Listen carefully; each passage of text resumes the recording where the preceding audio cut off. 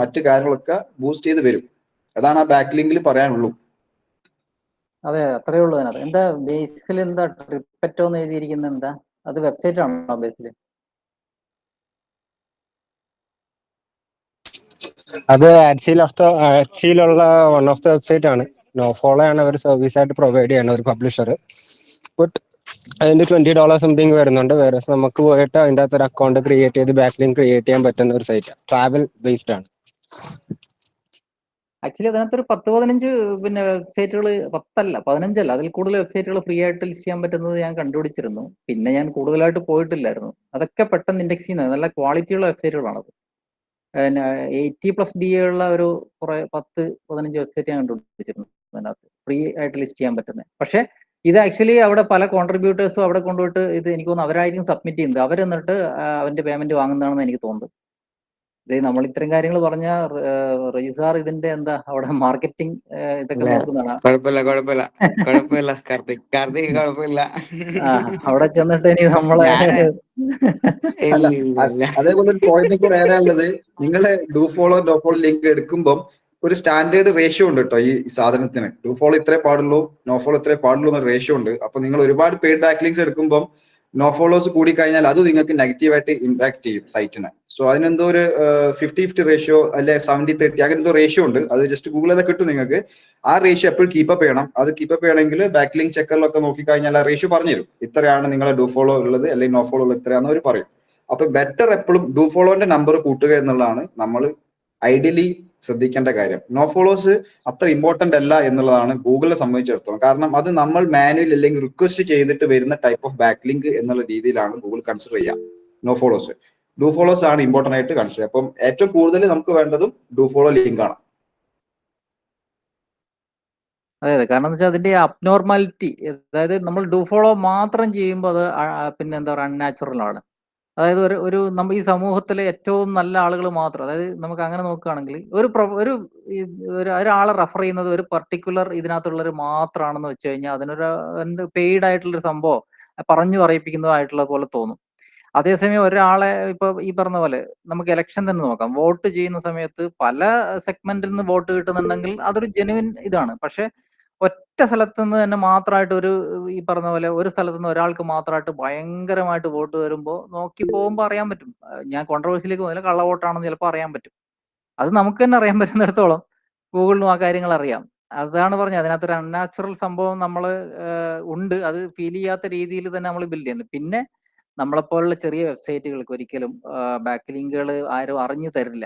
അപ്പൊ നമ്മൾ അതിന് കുറേ ടാക്ടിക്സ് നോക്കണം. ഒന്ന്, ഞാൻ എപ്പോഴും പറഞ്ഞതാണ്, നമ്മൾ ഔട്ട് റീച്ച് ചെയ്തിട്ട് വർക്ക് ചെയ്യുന്നില്ല എന്ന് പലരും പറയാറുണ്ട്. അഭിനവ് ഒരു തവണ പറഞ്ഞിട്ടുണ്ട് വർക്ക് ചെയ്യുന്നില്ലെന്ന്. മെയിൻ കാരണം ഔട്ട് റീച്ച് ചെയ്യുമ്പോൾ നമ്മുടെ വെബ്സൈറ്റിന്റെ ബ്രാൻഡ് വാല്യൂ ഭയങ്കരമായിട്ട് കൂട്ടിയിട്ടില്ലെങ്കിൽ നമ്മൾ തന്നെ ഒരു ലുക്ക് ആൻഡ് ഫീൽ ഇല്ലാത്തൊരു വെബ്സൈറ്റിന് അത്രയും അതോറിറ്റി ഉണ്ടെങ്കിൽ മാത്രമേ കൊടുക്കൂ. അല്ലെങ്കിൽ നമുക്ക് ആ വെബ്സൈറ്റ് ട്രസ്റ്റബിൾ ആയിരിക്കണം. അല്ലെങ്കിൽ ഈ പറഞ്ഞ പോലെ എല്ലാ കാര്യങ്ങളും, അതായത് ഒരു ബ്രാൻഡ് എന്നുള്ള രീതിയിൽ വരേണ്ട എല്ലാ കാര്യങ്ങളും വേണം. ഈ നമ്മളിപ്പോൾ ഈറ്റ് എന്നുള്ള രീതിയിൽ നോക്കുകയാണെങ്കിൽ ആ കാര്യങ്ങൾ എല്ലാം അതിനകത്ത് വരണം. അതിന്റെ ബിഹൈൻഡ് എന്താ പറയാ ഇതിൽ വർക്ക് ചെയ്യുന്ന ആളുകൾ അവര് നല്ല ആളുകളാണെന്ന് തോന്നണം. വെറുതെ ഒരു ഇത് നമ്മൾ കൊടുക്കില്ല നമ്മൾ ചെയ്യുമ്പോൾ. അപ്പൊ ഔട്ട്റീച്ച് ചെയ്യുന്നവർ ശ്രദ്ധിക്കാത്ത ഒരു മേഖല അതാ, വെറുതെ ഔട്ട്റീച്ച് മാത്രം ചെയ്യും. ഔട്ട്റീച്ച് എന്ന് വെച്ചാൽ മറ്റ് പല പിന്നെ വെബ്സൈറ്റുകളെയും നമ്മൾ ഇമെയിലിലൂടെയോ അല്ലെങ്കിൽ ഈ പറഞ്ഞ പോലെ കോൾഡ് കോളൊന്നും നടക്കില്ല, കോൾഡ് ഇമെയിലിലൂടെ നമ്മൾ അവരെ അപ്രോച്ച് ചെയ്യാം.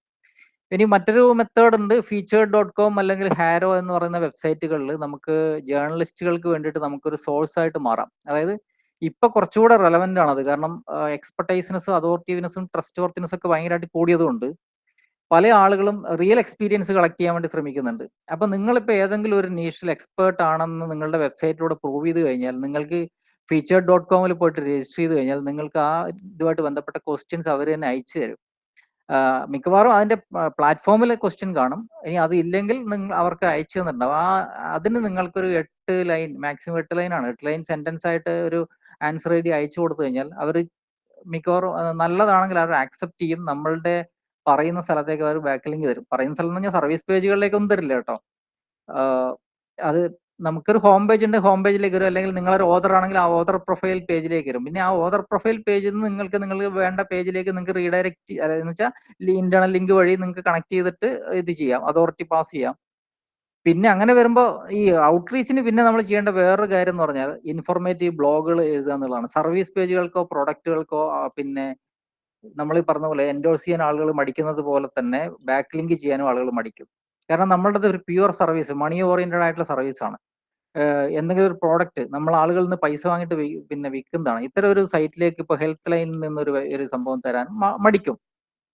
അങ്ങനെയുള്ള സ്ഥലങ്ങളിൽ നിന്ന് ഇപ്പോൾ വലിയ വലിയ വെബ്സൈറ്റുകളിൽ നിന്നും അങ്ങനെ തരില്ല. പക്ഷേ നമ്മളൊരു ഇൻഫോർമേറ്റീവ് കണ്ടന്റ് ആണ് അതിനകത്ത് ഉണ്ടാക്കുന്നതെങ്കിൽ ഉറപ്പായിട്ടും അതിനകത്ത് ചിലപ്പോൾ അവർക്ക് ലിങ്ക് ചെയ്യാൻ പറ്റും. അത് ഞാൻ പ്രൂവ് ചെയ്തിട്ടുണ്ട്. ഇത്ര കോൺഫിഡന്റ് ആയിട്ട് പറയാൻ കാരണം എന്ന് വെച്ചാൽ എൻ്റെ ഒരു കഴിഞ്ഞ 2 വർഷത്തെ ബാക്ക്ലിങ്ക് പ്രാക്ടീസ് അത് മാത്രമായിരുന്നു. കാരണം ഇൻഡസ്ട്രിയിൽ ആവശ്യമായിട്ടുള്ള ഒരു സെഗ്മെന്റിൽ ഇൻഡസ്ട്രിയിൽ ആവശ്യമായിട്ടുള്ള നോളജ് എന്താണെന്ന് മനസ്സിലാക്കിയിട്ട് അത് ഇല്ലാത്ത ഗ്യാപ്പ് ഫില്ല് ചെയ്യുന്ന കണ്ടന്റ് ഉണ്ടാക്കിയപ്പോൾ ബാക്ക് ലിങ്ക് തനിയെ വരാൻ തുടങ്ങി. മാസം ഒരു 25 ഒക്കെ ബാക്ക് ലിങ്ക്സ് വരാറുണ്ട്. അതിന് കുറച്ചധികം ബ്ലോഗിംഗ് പ്രാക്ടീസ് ഒക്കെ ചെയ്തിട്ടുണ്ട്, പല പരിപാടികളും ചെയ്തിട്ടുണ്ട്. പക്ഷെ എന്നാലും അത് ഗ്രാജുവലി ഒരു 1.5 വർഷം അതിന് വേണ്ടിയിട്ട് മെനക്കെട്ടിട്ടുണ്ടായിരുന്നു. 1.5 വർഷം കഴിഞ്ഞപ്പോഴാണ് ഈ പറഞ്ഞ പോലെ ഓരോ മാസം 20 ക്വാളിറ്റി ബാക്ക് ലിങ്കുകൾ പല ഇതും ഫോറിൻ കൺട്രീസിലൊക്കെയുള്ള ജേർണലിസ്റ്റുകളാണ് ചെയ്യുന്നത്. അപ്പൊ അത് ഒരു ദിവസം കൊണ്ട് ഉണ്ടാക്കാൻ പറ്റില്ല. ഇന്ന് പോയിട്ട് നാളെ 100 ബാക്ക് ലിങ്ക് ഉണ്ടാക്കണം എന്ന് പറഞ്ഞാൽ അത് നടക്കില്ല. അത് കുറെ കാലം കൊണ്ട്, പിന്നെ അത്രയും ആ ക്ലയന്റ് 1.5 ഇയർ ഒക്കെ ഒരു ക്ലയന്റ് നമ്മുടെ കയ്യിൽ ഉണ്ടെങ്കിലാണ് നമുക്കത് ചെയ്യാൻ പറ്റുന്നത്. 1 വർഷം കഴിയുമ്പോൾ ക്ലയന്റ് പോകുമെങ്കിൽ നമുക്കതൊന്നും പ്രാക്ടീസ് ചെയ്യാൻ പറ്റില്ല. അതാണ് അതിനകത്ത് ചെയ്യേണ്ട ഒരു കാര്യം. അതൊരു സ്ട്രാറ്റജി ബിൽഡ് ചെയ്യുമ്പോൾ, കണ്ടന്റ് സ്ട്രാറ്റജി ബിൽഡ് ചെയ്യുമ്പോൾ ചെയ്യേണ്ടതാണ്. നമ്മളുടെ ഇവിടെ ഏജൻസികൾ എത്രത്തോളം അങ്ങനെ വർക്ക് ചെയ്യുന്നുണ്ട് എന്ന് അറിയില്ല ആ രീതിയിൽ. കാരണം ഏജൻസികളൊക്കെ അറിയാലോ, നമ്മുടെ ഒരു സുഹൃത്ത് പറഞ്ഞു, ജസീൽ പറഞ്ഞതുപോലെ അവന് അവിടെ ജോലി കിട്ടിയത് ബാക്ക് ലിങ്ക് ബിൽഡർ ആയിട്ടാണ്. ഒരു ടാസ്ക് കൊടുക്കും, ഒരു ദിവസം 100 ബാക്ക് ലിങ്ക്. അത് രാവിലെ മുതൽ വൈകുന്നേരം വരെ ഏകദേശം 2 വർഷത്തോളം ജോലി ചെയ്ത് കഴിഞ്ഞപ്പോഴും എന്താണ് SEO എന്നോ എന്താണ് ഡിജിറ്റൽ മാർക്കറ്റിംഗ് എന്നോ അറിയില്ല. ഈ കമ്പ്യൂട്ടറും കുറെ ഡാറ്റയും അല്ലാതെ ഈ കുറെ സ്ഥലങ്ങളിൽ ഇത് ചെയ്യുന്നല്ലാതെ വേറെ എന്താണെന്ന് അറിയില്ല. അപ്പൊ ആ ഒരു സിറ്റുവേഷനിലേക്ക് ഈ പറഞ്ഞ പോലെ കാര്യങ്ങൾ പോവുകയും ചെയ്യും.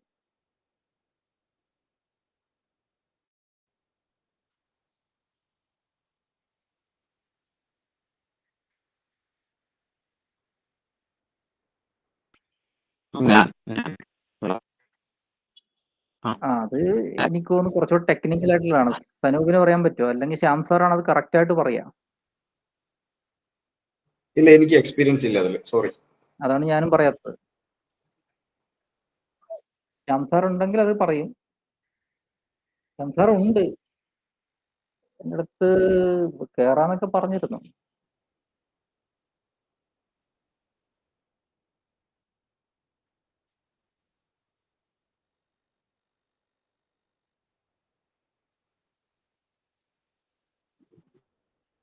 അത് എന്തുകൊണ്ടാന്ന് വെച്ചാൽ പ്രണവ് ആക്ച്വലി എനിക്കറിയാവുന്ന കാര്യം, പ്രണവിനെ എനിക്ക് വ്യക്തിപരമായിട്ട് അറിയുന്നത്, എനിക്കറിയാവുന്ന അതിലെ കാര്യം പ്രണവിന് അറിയാം. അതെനിക്കറിയാം, കാരണം പ്രണവിന്റെ ലെവൽ വെച്ചിട്ട്. അതുകൊണ്ടാണ് ഞാനത് ബ്ലൈൻഡ് ആയിട്ട് പറയാത്തത്.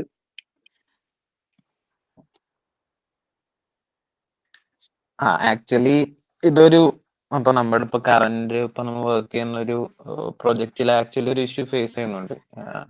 ഇഷ്യൂസ് ലൈക്ക് ഞാൻ എൻ്റെ ഒരു നോളജ് വെച്ചിട്ട് ഞാൻ മാക്സിമം ട്രൈ ചെയ്യുന്നുണ്ട് with help of developers also. But ഈ സംഭവം ഇഷ്യൂ എന്ന് പറയുന്നത് ഇടയ്ക്ക് വരുന്നുണ്ട്. അതായത് മൾട്ടി ലിംഗ്വൽ ആയതുകൊണ്ട് നമുക്ക് ബേസിക്കലി ഇപ്പൊ അറബിക്കും ഉണ്ട്, അതിന്റെ ഇംഗ്ലീഷ് വേർഷനും ഉണ്ട്. ഇതൊരു ഇ-കൊമേഴ്സ് വെബ്സൈറ്റും ആണ്. അപ്പോ ആക്ച്വലി ഇത് റിയാക്റ്റിലുമാണ് വർക്ക് ചെയ്യുന്നത്, ഹെഡ്ലെസ് ടെക്നോളജി ആയതുകൊണ്ട്. സോ നമ്മളത് ബേസിക്കലി അതിൽ ചെയ്യേണ്ട എല്ലാ best practice like href language നമ്മൾ അതിനെ ഡിസ്റ്റിങ്വിഷ് ചെയ്തിട്ടുണ്ട്. കണ്ടന്റ് നമ്മൾ മാക്സിമം അത് അറബിക്കിലേക്ക് ട്രാൻസ്ലേറ്റ് ചെയ്യിപ്പിച്ചിട്ടുണ്ട് വിത്ത് ദയർ ലോക്കൽ റൈറ്റേഴ്സ്. പിന്നെ ഈ റെൻഡറിങ്ങിന്റെ ഇഷ്യൂ നമ്മുടെ ഡെവലപ്പേഴ്സിന്റെ അടുത്തൊക്കെ ഇരുന്ന് നമ്മൾ മാക്സിമം സെറ്റ് ആക്കി തന്നിട്ടുണ്ട്. ബട്ട് ചില ടൈമിൽ ഇപ്പൊ ഈ പറഞ്ഞ പോലെ ഗൂഗിൾ ക്രോൾ ചെയ്യുമ്പോൾ നമ്മുടെ ഇംഗ്ലീഷ് പേജിനാണെങ്കിൽ അതിന് ചിലപ്പോ അറബിക്കിന്റെ ടൈറ്റിൽ ആയിരിക്കും റെൻഡർ ചെയ്ത് കിടക്കുന്നുണ്ടാവും. അത് ഇടയ്ക്കിടയ്ക്ക് വരുന്ന ഒരു ഇൻസ്റ്റൻസ് ആണ്, അത് എപ്പോഴും ഉണ്ടാവാറില്ല. അത് നെക്സ്റ്റ് ക്രോളിൽ അത് ഓക്കെ ആവും, ബട്ട് അതിനൊരു പെർമനന്റ് ആയിട്ടുള്ള ഒരു സൊല്യൂഷൻ നമുക്ക് ആക്ച്വലി കിട്ടിയിട്ടില്ല. ഗൂഗിളിന് പറയാൻ പറ്റുമോ? Google G Nair.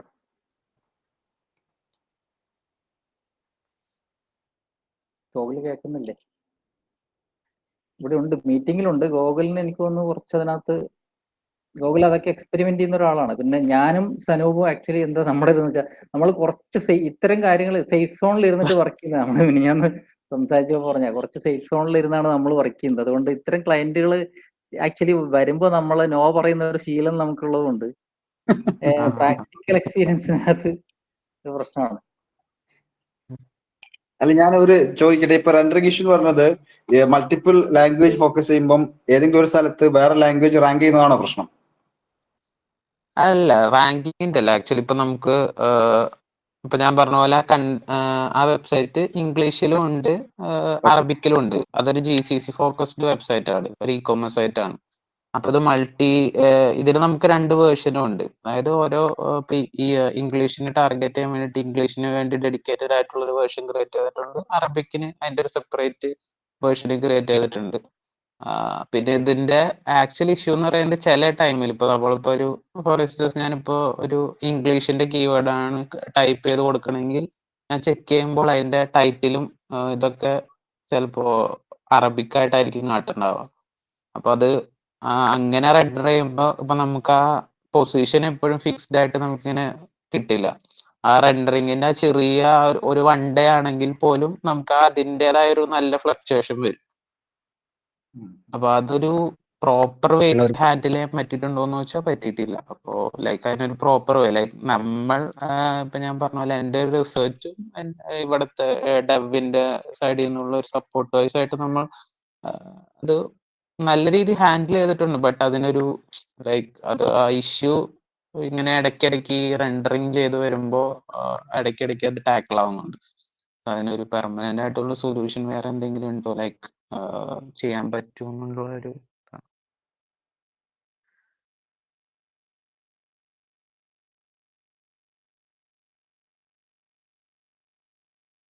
അതിന് സൊല്യൂഷൻ പറയാൻ പറ്റിയ ആള് ശംസാറാണ്. ശംസാർ മീറ്റിംഗിൽ ഉണ്ട്, പക്ഷെ സൈലന്റ് ആയിട്ട് ഇരിക്കുകയാണ്.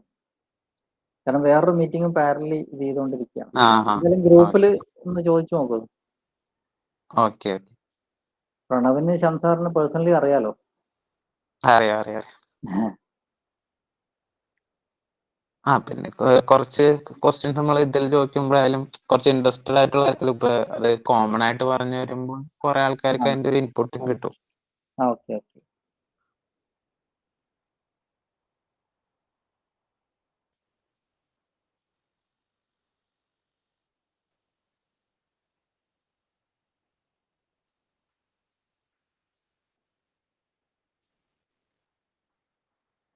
അത് ചെയ്യും, IP ചെയ്യും, ഡൊമൈൻ IP നോക്കും. പിന്നെ അത് കൂടാതെ തന്നെ ഡൊമൈനും നോക്കും. എത്രത്തോളം ഈ പറഞ്ഞ പോലെ ഡൊമൈനും ഡൈവേഴ്സിഫിക്കേഷൻ ഡൈവേഴ്സിറ്റി എന്ന് പറഞ്ഞൊരു സംഭവം നോക്കും. അതായത് എപ്പോഴും ഒരു സ്ഥലത്ത് തന്നെയാണോ വരുന്നത് എന്നുള്ള സംഭവം നോക്കും. ഇത് പല പല സ്ഥലങ്ങളിൽ നിന്ന് നമുക്ക് ബാക്ക് ലിങ്കുകൾ കിട്ടുക എന്നുള്ളതാണ് ഏറ്റവും നല്ലത്. ഒരു ഡൊമൈനിൽ നിന്ന് മാത്രമായിട്ട് കിട്ടുന്നതിൽ വലിയ കാര്യമില്ല. അതുകൊണ്ടാണ് മോസിൽ നിങ്ങൾ നോക്കുമ്പം ആ ഒരു മെട്രിക് കൂടെ വെച്ചിരിക്കുന്നത്.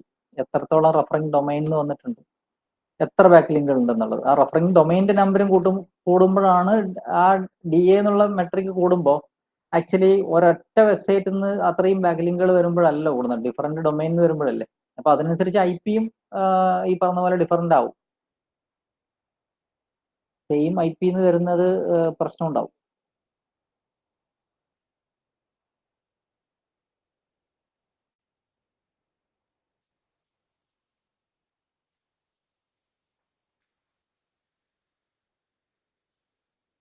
അത് ജനറൽ ക്വസ്റ്റ്യൻ അല്ല, അത് വാട്സാപ്പ് മെറ്റയായിട്ട് ബന്ധപ്പെട്ട ചോദ്യമാണ്. ജനറൽ ക്വസ്റ്റ്യൻ ആണ്.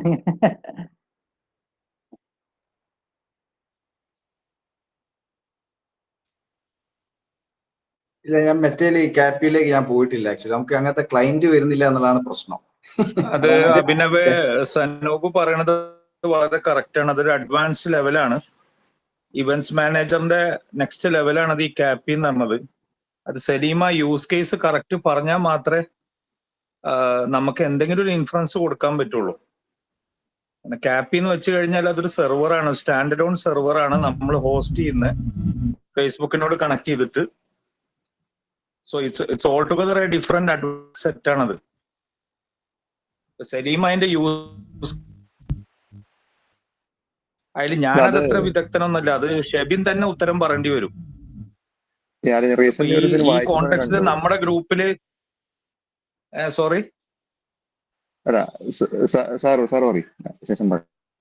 അല്ല സലീം പറഞ്ഞോളൂ, സലീം പറയൂ. റീസെന്റ് ഞാനിങ്ങനെ ഒരു ആർട്ടിക്കൽ വായിച്ചപ്പോൾ ഈ ക്യാപ്പിയും വാട്സപ്പും കണക്ട് ചെയ്തിട്ട് ഈ വാട്സപ്പ് ക്യാമ്പ് ചെയ്യുമ്പോൾ കൂടി ഒപ്റ്റിമൈസ് ചെയ്യാൻ പറ്റുന്നൊക്കെ ഒരു കിട്ടും. അപ്പൊ എനിക്ക് കൂടുതൽ ഡീറ്റെയിൽസ് അറിയാൻ വേണ്ട, എന്താണ് അവിടെ നടക്കാവുന്ന സാധ്യത, എന്താണ് ഈ ക്യാപ്പ് ഉപയോഗിക്കുന്ന സമയത്ത് വാട്സപ്പ് ക്യാമ്പ് നടക്കുന്നത്. തീർച്ചയായിട്ടും പറ്റും സലീം. കാരണം ഈ ക്യാപ്പി എന്ന് പറഞ്ഞ സംഭവം എന്താണെന്നറിയാം. ഇപ്പൊ നമ്മൾ പോസ്റ്റ് iOS 13 ഈ ഡേറ്റ ട്രാക്ക് ചെയ്യണത് ആപ്പിള് ശരിക്കും പറഞ്ഞ ബ്ലോക്ക് ചെയ്തതിന് ശേഷം അറൌണ്ട് ഒരു 10% user base apple iOS safari ആയിരുന്നു ഉപയോഗിച്ചിരുന്ന മെറ്റ പ്രൊഡക്റ്റ് സ്യൂട്ടുകൾ ഉപയോഗിക്കാൻ.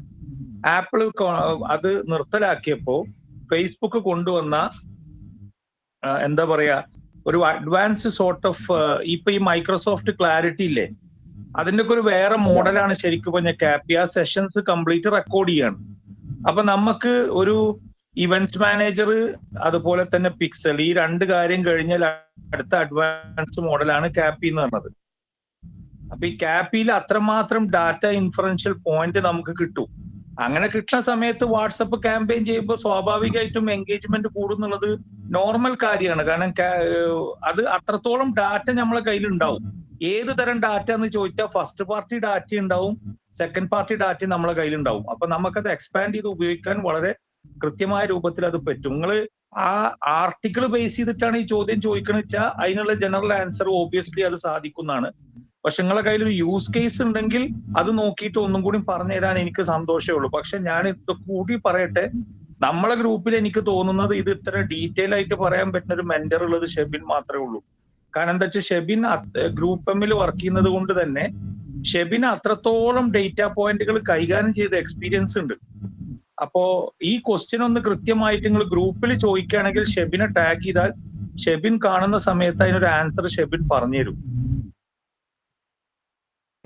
ഞാൻ അതിന്റെ ഒരു ജനറൽ സെൻസ് മാത്രമാണ് പറഞ്ഞു കിട്ടുക. കാരണം ഞാനും സനൂപ് പറഞ്ഞ പോലെ എനിക്കും ഇപ്പൊ അടുത്തൊന്നും ഒരു ക്ലയന്റ് കിട്ടിയിട്ടില്ല. ഒന്നാമത്തെ ഞാൻ കൺസൾട്ട് ചെയ്യുന്ന സമയത്ത് ഞാൻ അതിന്റെ ഇന്നർ ഡീറ്റെയിലേക്ക് ഒന്നും നോക്കാറില്ല. അതിന്റെ ആരാണോ അനുബന്ധപ്പെട്ട ആൾ അവരോട് പറയും നിങ്ങളത് ഇന്ന രീതിയിലുള്ള ഡാറ്റ എനിക്ക് എടുത്തേരിന്ന് മാത്രമേ ഞാൻ പറയാറുള്ളൂ. അപ്പൊ അതിന്റെ ഇംപ്ലിമെന്റേഷൻ ഫേസ് എന്നെ സംബന്ധിച്ചിടത്തോളം ഞാൻ അത്ര വിദഗ്ധനല്ല. പക്ഷെ നിങ്ങളോട് ക്യാപ് ചോദിച്ചപ്പോ ഞാൻ പറയാണ് അതിന് എന്താണ് API മാൻഡേറ്ററി എന്താ പറഞ്ഞേ? 100% മാൻഡേറ്ററി ആണ്. ഇത് ഞാനേ സലീമിന് പറഞ്ഞുതരാം. ഞാൻ കൊച്ചിയിലൊരു ഏജൻസിയിൽ കൺസൾട്ട് ചെയ്യാൻ പോണ സമയത്ത് അവര് ഈ പെർഫോമൻസ് മെട്രിക്കുകൾ എടുക്കുമ്പോൾ ഞാൻ അവരോട് ചോദിച്ചു നിങ്ങൾക്ക് ക്യാപ്പി നിങ്ങൾ ഇൻസ്റ്റാൾഡ് ആണോ എന്ന് ചോദിച്ചു ഞാൻ അവരോട് ജനറലി. അപ്പൊ അവരെടുത്തേക്ക് കഴിഞ്ഞാൽ ഞങ്ങൾക്കത് സെറ്റ് ചെയ്യാൻ അറിയില്ല എന്ന് പറഞ്ഞു. ഞങ്ങൾക്കത് സെറ്റ് ചെയ്യാൻ അറിയില്ല എന്ന് പറഞ്ഞപ്പോ ഞാനതിങ്ങനെ എടുത്തിട്ട് പറഞ്ഞു കൊടുത്തു ഇങ്ങനത്തെ രീതിയിലാണ്, എന്നിട്ട് നിങ്ങളത് ഹോസ്റ്റ് ചെയ്യണം ഒരു സെർവറിൽ എന്നൊക്കെ കാണിച്ചു കൊടുത്തു. പക്ഷെ അത് അവർ ചെയ്തിട്ടില്ല കേട്ടാ. പക്ഷെ എനിക്ക് തോന്നുന്നു അക്ഷിൻ ഇപ്പൊ ജോയിൻ ചെയ്തിട്ടുണ്ട്. അക്ഷിനോട് ഈ ചോദ്യം ഒന്ന് ചോദിച്ചു നോക്കി. അക്ഷിനും ചിലപ്പോൾ ആൻസർ ചെയ്യാൻ പറ്റും ആ സംഭവത്തിൽ. അക്ഷിൻ ഒന്നും കൂടി എന്നെക്കാട്ടി അതോറിറ്റേറ്റീവ് ആണ് ആ കാര്യത്തിൽ. അക്ഷിനോട് നിങ്ങൾ ഈ ക്വസ്റ്റ്യൻ ചോദിച്ചു നോക്കി. അക്ഷിൻ സാർ ഒരു ക്വസ്റ്റ്യൻ വന്നിട്ടുണ്ട്, സലീം ഒന്ന് ചോദിച്ചോളൂ. കേൾക്കാമോ? പറഞ്ഞോളൂ. അതായത് ക്യാപ്പിയും നമ്മളെ വാട്സപ്പ് ക്യാമ്പയിനും ഉപയോഗപ്പെടുത്തിട്ട് എങ്ങനെ ഒപ്റ്റിമൈസ് ചെയ്യാൻ പറ്റും? വാട്സപ്പ് ക്യാമ്പയിൻ എങ്ങനെ ഒപ്റ്റിമൈസ് ചെയ്യാൻ പറ്റും? അല്ലെങ്കിൽ നല്ലൊരു ക്യാപ്പി എന്ന് പറഞ്ഞിട്ടുണ്ടെങ്കിൽ നമുക്ക് ഒന്നുകൂടി നമ്മളുടെ വെബ്സൈറ്റ് റിലേറ്റഡ് ആയിട്ടുള്ള ട്രാക്കിങ്ങിന് വേണ്ടിയിട്ടാണ് നമ്മൾ ഒന്നുകൂടി യൂസ് ചെയ്യുന്നത്. അതായത് വെബ്സൈറ്റിലെ ഇവന്റ്സ് കാര്യങ്ങളൊക്കെ ഒന്നുകൂടി, അതായത് നമുക്ക് മിസ്ഡ് ആയിട്ടുള്ള ഇവന്റ്സ് ഉണ്ടാവുമല്ലോ വെബ്സൈറ്റിൽ. നമുക്ക് ഫോർ എക്സാമ്പിൾ പറയുകയാണെങ്കിൽ പിക്സലിൽ നമുക്ക് എല്ലാ ഇവന്റ്സും കാര്യങ്ങളും നമുക്ക് ട്രാക്ക് ചെയ്യാൻ നമുക്ക് ലിമിറ്റേഷൻസ് ഉണ്ട്. അതായത് സഫാരിൻ്റെതും അല്ലെങ്കിൽ പല റെസ്ട്രിക്ഷൻസും കാരണം നമുക്ക് ഇപ്പം പിക്സൽ ബ്ലോക്ക് ആവാറുണ്ട്. അപ്പം അത് നമുക്ക് ഒഴിവാക്കാൻ വേണ്ടിയിട്ട് നമുക്ക് ഒരു സെർവർ ലെവൽ ട്രാക്കിങ്ങിന് വേണ്ടിയിട്ടാണ് നമ്മൾ ഫേസ്ബുക്ക് ക്യാപ്പ് ഇൻട്രൊഡ്യൂസ് ചെയ്തത്. സോ അതിൽ മീൻസ് ഇപ്പം ഇവിടെ മിസ്സാവുന്ന പിക്സൽ ത്രൂ നമുക്ക് മിസ്സാവുന്ന പല മീൻസ് ഇപ്പം കൺവേർഷൻസും നമുക്ക് കുറച്ചുകൂടി ജെനുവിൻ ആയിട്ട് നമുക്ക് ജെനുവിൻ ഇൻ ദ സെൻസ് അതായത് നമുക്ക് അവിടെ മറ്റേടത്ത് മിസ്സാവുന്ന പല കൺവേർഷൻസും നമുക്ക് ക്യാപി ത്രൂ നമുക്ക് കിട്ടും. അപ്പം അതിന്റെ ഇതെന്താന്ന് വെച്ചാൽ അവിടെ മിസ്സാവുന്ന കൺവേർഷൻസ് കൂടുതൽ കിട്ടുന്ന സമയത്ത് പ്ലാറ്റ്ഫോമിന് കൂടുതൽ ലേണിങ്സ് ക്യാപി ത്രൂ നമുക്ക് കൊടുക്കാൻ പറ്റും. സോ അവിടെ ഒരു ബെറ്റർ ലേണിംഗ് നിങ്ങൾ ആഡ്സിന് വേണ്ടിയിട്ട് കിട്ടുന്നത് കൊണ്ട് തന്നെ നിങ്ങൾ ആഡ്സ് ഒന്നുകൂടി ബെറ്റർ ആയിട്ട് അവിടെ പെർഫോം ചെയ്യും. അതിന് വേണ്ടിയിട്ടാണ് അവർ ക്യാപി മെയിൻലി ഇൻട്രൊഡ്യൂസ് ചെയ്തത്. അപ്പം വാട്സാപ്പിൽ നമുക്ക് അവിടെ ലിമിറ്റേഷൻസ് ഉണ്ടാവും. ഈ വാട്സപ്പും ഈ ക്യാമ്പയിൻ വാട്സപ്പ് ക്യാമ്പയിനിലാണ് ഞാൻ കണ്ടപ്പോഴാണ് വാട്സപ്പ് ക്യാമ്പയിൻ ബെറ്റർ ആയിട്ട് ചെയ്യണമെങ്കിൽ ക്യാപ് ഉപയോഗപ്പെടുത്താൻ പറ്റും. ആ ടൈപ്പ് എനിക്ക് ആർട്ടിക്കൽ വായിച്ചപ്പോൾ കിട്ടി. അപ്പൊ ഇതെങ്ങനെയാണ് കണക്ഷൻ വരുന്നത് അറിയാൻ വേണ്ടി. ഓക്കെ, വാട്സപ്പ് ക്യാമ്പയിന്റെ കേസിൽ എങ്ങനെയാന്ന് വെച്ചാൽ നിങ്ങളിപ്പം വാട്സപ്പ് API വെച്ചിട്ട് കണക്ട് ചെയ്യുന്ന സമയത്ത് അവർക്ക് ഈ പറഞ്ഞ പോലെ പല മീൻസ് ഈ ഇവന്റ്സ് കാര്യങ്ങൾ കുറച്ചുകൂടി ഒന്ന് ട്രാക്ക് ചെയ്യാൻ പറ്റും. അപ്പം നമ്മൾ ഇപ്പം ഫോർ എക്സാമ്പിൾ മാക്സിമൈസ് കൺവേർഷൻസിന് വേണ്ടിയിട്ട് ഒപ്റ്റിമൈസ് ചെയ്യുകയാണെന്നുണ്ടെങ്കിൽ ഇവിടെ ഒന്നുകൂടി അതായത് നമുക്ക് നോർമൽ ട്രാക്കിങ്ങിനെക്കാട്ടും ക്യാപി വെച്ച് ചെയ്യുന്ന സമയത്ത് ഈ പറഞ്ഞ പോലെ ഒന്നുകൂടി കൂടുതലായിട്ട് ട്രാക്ക് ചെയ്യാൻ പറ്റും. അതാണ് മെയിൻലി ഇഷ്യൂസ് വരുന്നത്. ഹലോ സാർ, പറഞ്ഞോളൂ സാർ. അത് നമുക്ക് ഈ നിയർബി എന്ന് പറഞ്ഞ കീവേഡ് റാങ്ക് ചെയ്യാൻ പറ്റും? കാരണം ഇത് ഇത്തിരി കൂടി നമുക്ക് പ്രോഫിറ്റബിൾ ആണ്, അതുകൊണ്ട് ചോദിക്കാൻ കാരണം. ഒന്നുകൂടി റിപ്പീറ്റ് ചെയ്യാവോ ക്വസ്റ്റ്യൻ? നമുക്ക് ഈ നിയർമി എന്ന് പറഞ്ഞ കീവേഡ്സ് ഇല്ലേ, നിയർമി ഓക്കെ, അതിപ്പോ നമുക്ക് നമ്മുടെ സൈറ്റിൽ റാങ്ക് ചെയ്യാൻ പറ്റുമോ? കാരണം ഇത് ഇത്തിരി നമുക്ക് പ്രോഫിറ്റബിൾ ആണ്, അതുകൊണ്ടാണ് ചോദിക്കാൻ കാരണം. ഇത് ആഡ്സിന്റെ കേസിലാണോ ചോദിക്കുന്നത് അല്ലെങ്കിൽ നമുക്ക് SEO സൈറ്റിൽ റാങ്ക് ചെയ്യാൻ? SEO സൈഡിൽ എനിക്ക് എക്സ്പീരിയൻസ്, ഞാൻ പെർഫോമൻസ് മാർക്കറ്ററാണ്. അപ്പം SEO സൈഡിൽ എനിക്ക് തോന്നുന്നു കാർത്തിക് ബ്രോ ആരെങ്കിലും ഉണ്ടോ ഗ്രൂപ്പിൽ? SEO ആക്ച്വലി നിയർമി എന്നുള്ള കീവേഡ് വലിയ ബുദ്ധിമുട്ടാണ്. അതായത് നിയർമി കീവേഡ് എങ്ങനെ വരുന്നതെന്ന് വെച്ചാല് ഒരാള് അതിന്റെ അതായത് ഞാനിപ്പോ ഒരു സ്ഥലത്ത് നിൽക്കുന്നു, ട്രിവാൻഡ്രത്ത് സ്റ്റാച്യൂവിൽ നിൽക്കുന്നു. അപ്പൊ എന്റെ ഇന്റൻഷൻ എന്താന്ന് വെച്ചാല് എനിക്ക് ഏറ്റവും അടുത്തുള്ള ഒരു സലൂൺ കണ്ടുപിടിക്കണം, അല്ലെങ്കിൽ ഒരു റെസ്റ്റോറന്റ് കണ്ടുപിടിക്കണം. അതാണ് എന്റെ ഇന്റൻഷൻ. അപ്പൊ ഇതുകൊണ്ട് ഗൂഗിൾ നോക്കുന്നത് എന്താന്ന് വെച്ച് കഴിഞ്ഞാൽ ആ നിൽക്കുന്ന സ്ഥലം, ആ സ്ഥലത്തുനിന്ന് ആ റെലവെന്റ് ആയിട്ടുള്ള ഏറ്റവും അടുത്തുള്ള റെസ്റ്റോറന്റ് ആയിരിക്കില്ല ചിലപ്പോൾ കാണിക്കുന്നത്. അയാളുടെ സെർച്ചിന് ഏറ്റവും റെലവെന്റ് ആയിട്ടുള്ള റെസ്റ്റോറന്റ് എവിടെയാണോ ഉള്ളത് അത് കാണിക്കുക. അത് ചിലപ്പോൾ 2 റെസ്റ്റോറന്റ് അപ്പുറം ഉള്ളതായിരിക്കും. അത് പൂർണ്ണമായിട്ടും പ്രോക്സിമിറ്റിയും അതുപോലെ തന്നെ അതിന്റെ റെലവൻസിനെയും വെച്ചിട്ടാണ് അവർ കാണിക്കുക. അത് നിയർമി എന്നുള്ളൊരു കീവേഡ് വെച്ചത് കൊണ്ട് പറ്റില്ല. ഈ 2 ഫാക്ടറിനെ വെച്ചിട്ടാണ് അവർ ചെയ്യുന്നത്.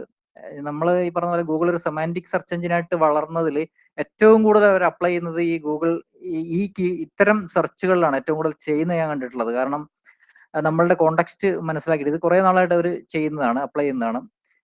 എന്താ ഇത്തരം കാര്യങ്ങൾ നമ്മളുടെ ഇപ്പൊ മീൽസ് വെജിറ്റേറിയൻ റെസ്റ്റോറൻറ്റ്സ് നോക്കുമ്പോൾ നിങ്ങൾ കണ്ടിട്ടുണ്ട് തൊട്ടടുത്തുള്ള മറ്റ് റെസ്റ്റോറൻറ്റുകളൊക്കെ സ്കിപ്പ് ചെയ്തിട്ട് പിന്നെ വെജിറ്റേറിയൻ റെസ്റ്റോറൻറ്റുകൾ മാത്രം കാണിക്കും. കാരണം വെജിറ്റേറിയൻ റെസ്റ്റോറൻറ്റ് എന്ന് ചിലപ്പോൾ അതിനകത്ത് കാണില്ല, പക്ഷെ അവർ വെജിറ്റേറിയൻ റെസ്റ്റോറൻറ്റുകളായിരിക്കും അല്ലെങ്കിൽ ഡിഷസ് ആയിരിക്കും സെർവ് ചെയ്യുന്നത്. ആ കോണ്ടെക്സ്റ്റ് കംപ്ലീറ്റ് ആയിട്ട് മനസ്സിലാക്കിയിട്ട് അത് ചെയ്യാറുണ്ട്. അപ്പോൾ ചില ആളുകൾ കണ്ടിട്ടുണ്ട് വെറുതെ ഇതിന്റെ പേര് തന്നെ നിയർമി ലോഡ്ജ് എന്ന് പറഞ്ഞിട്ട് കൊടുക്കും. പഴയ കീവേഡ് സിസ്റ്റത്തിൽ, ആ കീവേഡ് സെൻട്രിക് ആയിട്ടുള്ള ഒരു റാങ്കിങ് സിസ്റ്റത്തിൽ ആക്ച്വലി അത് റാങ്ക് ചെയ്യുമായിരിക്കാം. കാരണം അന്ന് ഈ പറഞ്ഞ പോലെ കണ്ടീഷണൽ ക്ലോസ് കുറച്ച് സാറ്റിസ്ഫൈ ചെയ്താൽ മതി. അതായത് ഈ കീവേഡ് H1 ഉണ്ടോ, SEO ടൈറ്റിൽ ഉണ്ടോ, ഇഫ് ദിസ് പിന്നെ SEO title contains this keyword then yes, ഇങ്ങനെ പറഞ്ഞിട്ട് കുറച്ച് കാര്യങ്ങൾ യെസ് ആണെങ്കിൽ അത് റാങ്ക് ചെയ്തേക്കാം. പക്ഷെ ഇപ്പൊ അങ്ങനെ ഒരു ക്ലോസ് ഇല്ല, അങ്ങനെ ഒരു കണ്ടീഷണൽ ഇത് വെച്ചിട്ട് അൽഗോരിതം വർക്ക് ചെയ്യുന്നില്ല. കാരണം ആ കോണ്ടെക്സ്റ്റ് കംപ്ലീറ്റ് നോക്കിയിട്ടാണ് ചെയ്യുന്നത്. അപ്പോൾ നിയർമി കീവേഡിന് അത് റാങ്ക് ചെയ്യാനുള്ള സാധ്യത വളരെ കുറവാണ്. പക്ഷേ ആഡിലാണെങ്കിൽ ഇത് നേരെ തിരിച്ചാണ്. അതിന് ഈ പറഞ്ഞ പോലെ അക്ഷന് അതിനെ കുറിച്ച് കൂടുതലായിട്ട് പറയാൻ പറ്റും, എനിക്കും പറയാം. പക്ഷെ കുറച്ചുകൂടെ ഇതായിട്ട് ഈ പറഞ്ഞ പോലെ നമ്മൾ ആഡ് ചെയ്തിട്ട് കുറച്ച് നാളായി. ആഡിൽ നമുക്കതൊരു ടാർഗറ്റ് ചെയ്യാം. അത്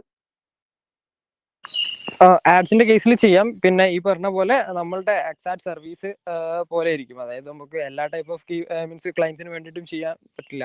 അപ്പോൾ നമ്മളിപ്പം ഫോർ എക്സാമ്പിൾ ഒരു ഇൻസ്റ്റിറ്റ്യൂഷനോ അല്ലെങ്കിൽ നമ്മൾ റീസെൻ്റ്ലി ഉള്ള അതായത് ഓഫ്ലൈൻ ആണ് നമ്മൾ കൂടുതലായിട്ട് ചെയ്യുന്ന സമയത്താണ് നമ്മൾ ഈ പറഞ്ഞ പോലെ ആഡിൽ വേണ്ടിയിട്ട് നമ്മൾ ഈ ഒരു നിയർ ബൈ അല്ലെങ്കിൽ നിയർമി കീവേഡ്സ് യൂസ് ചെയ്യാറുള്ളത്.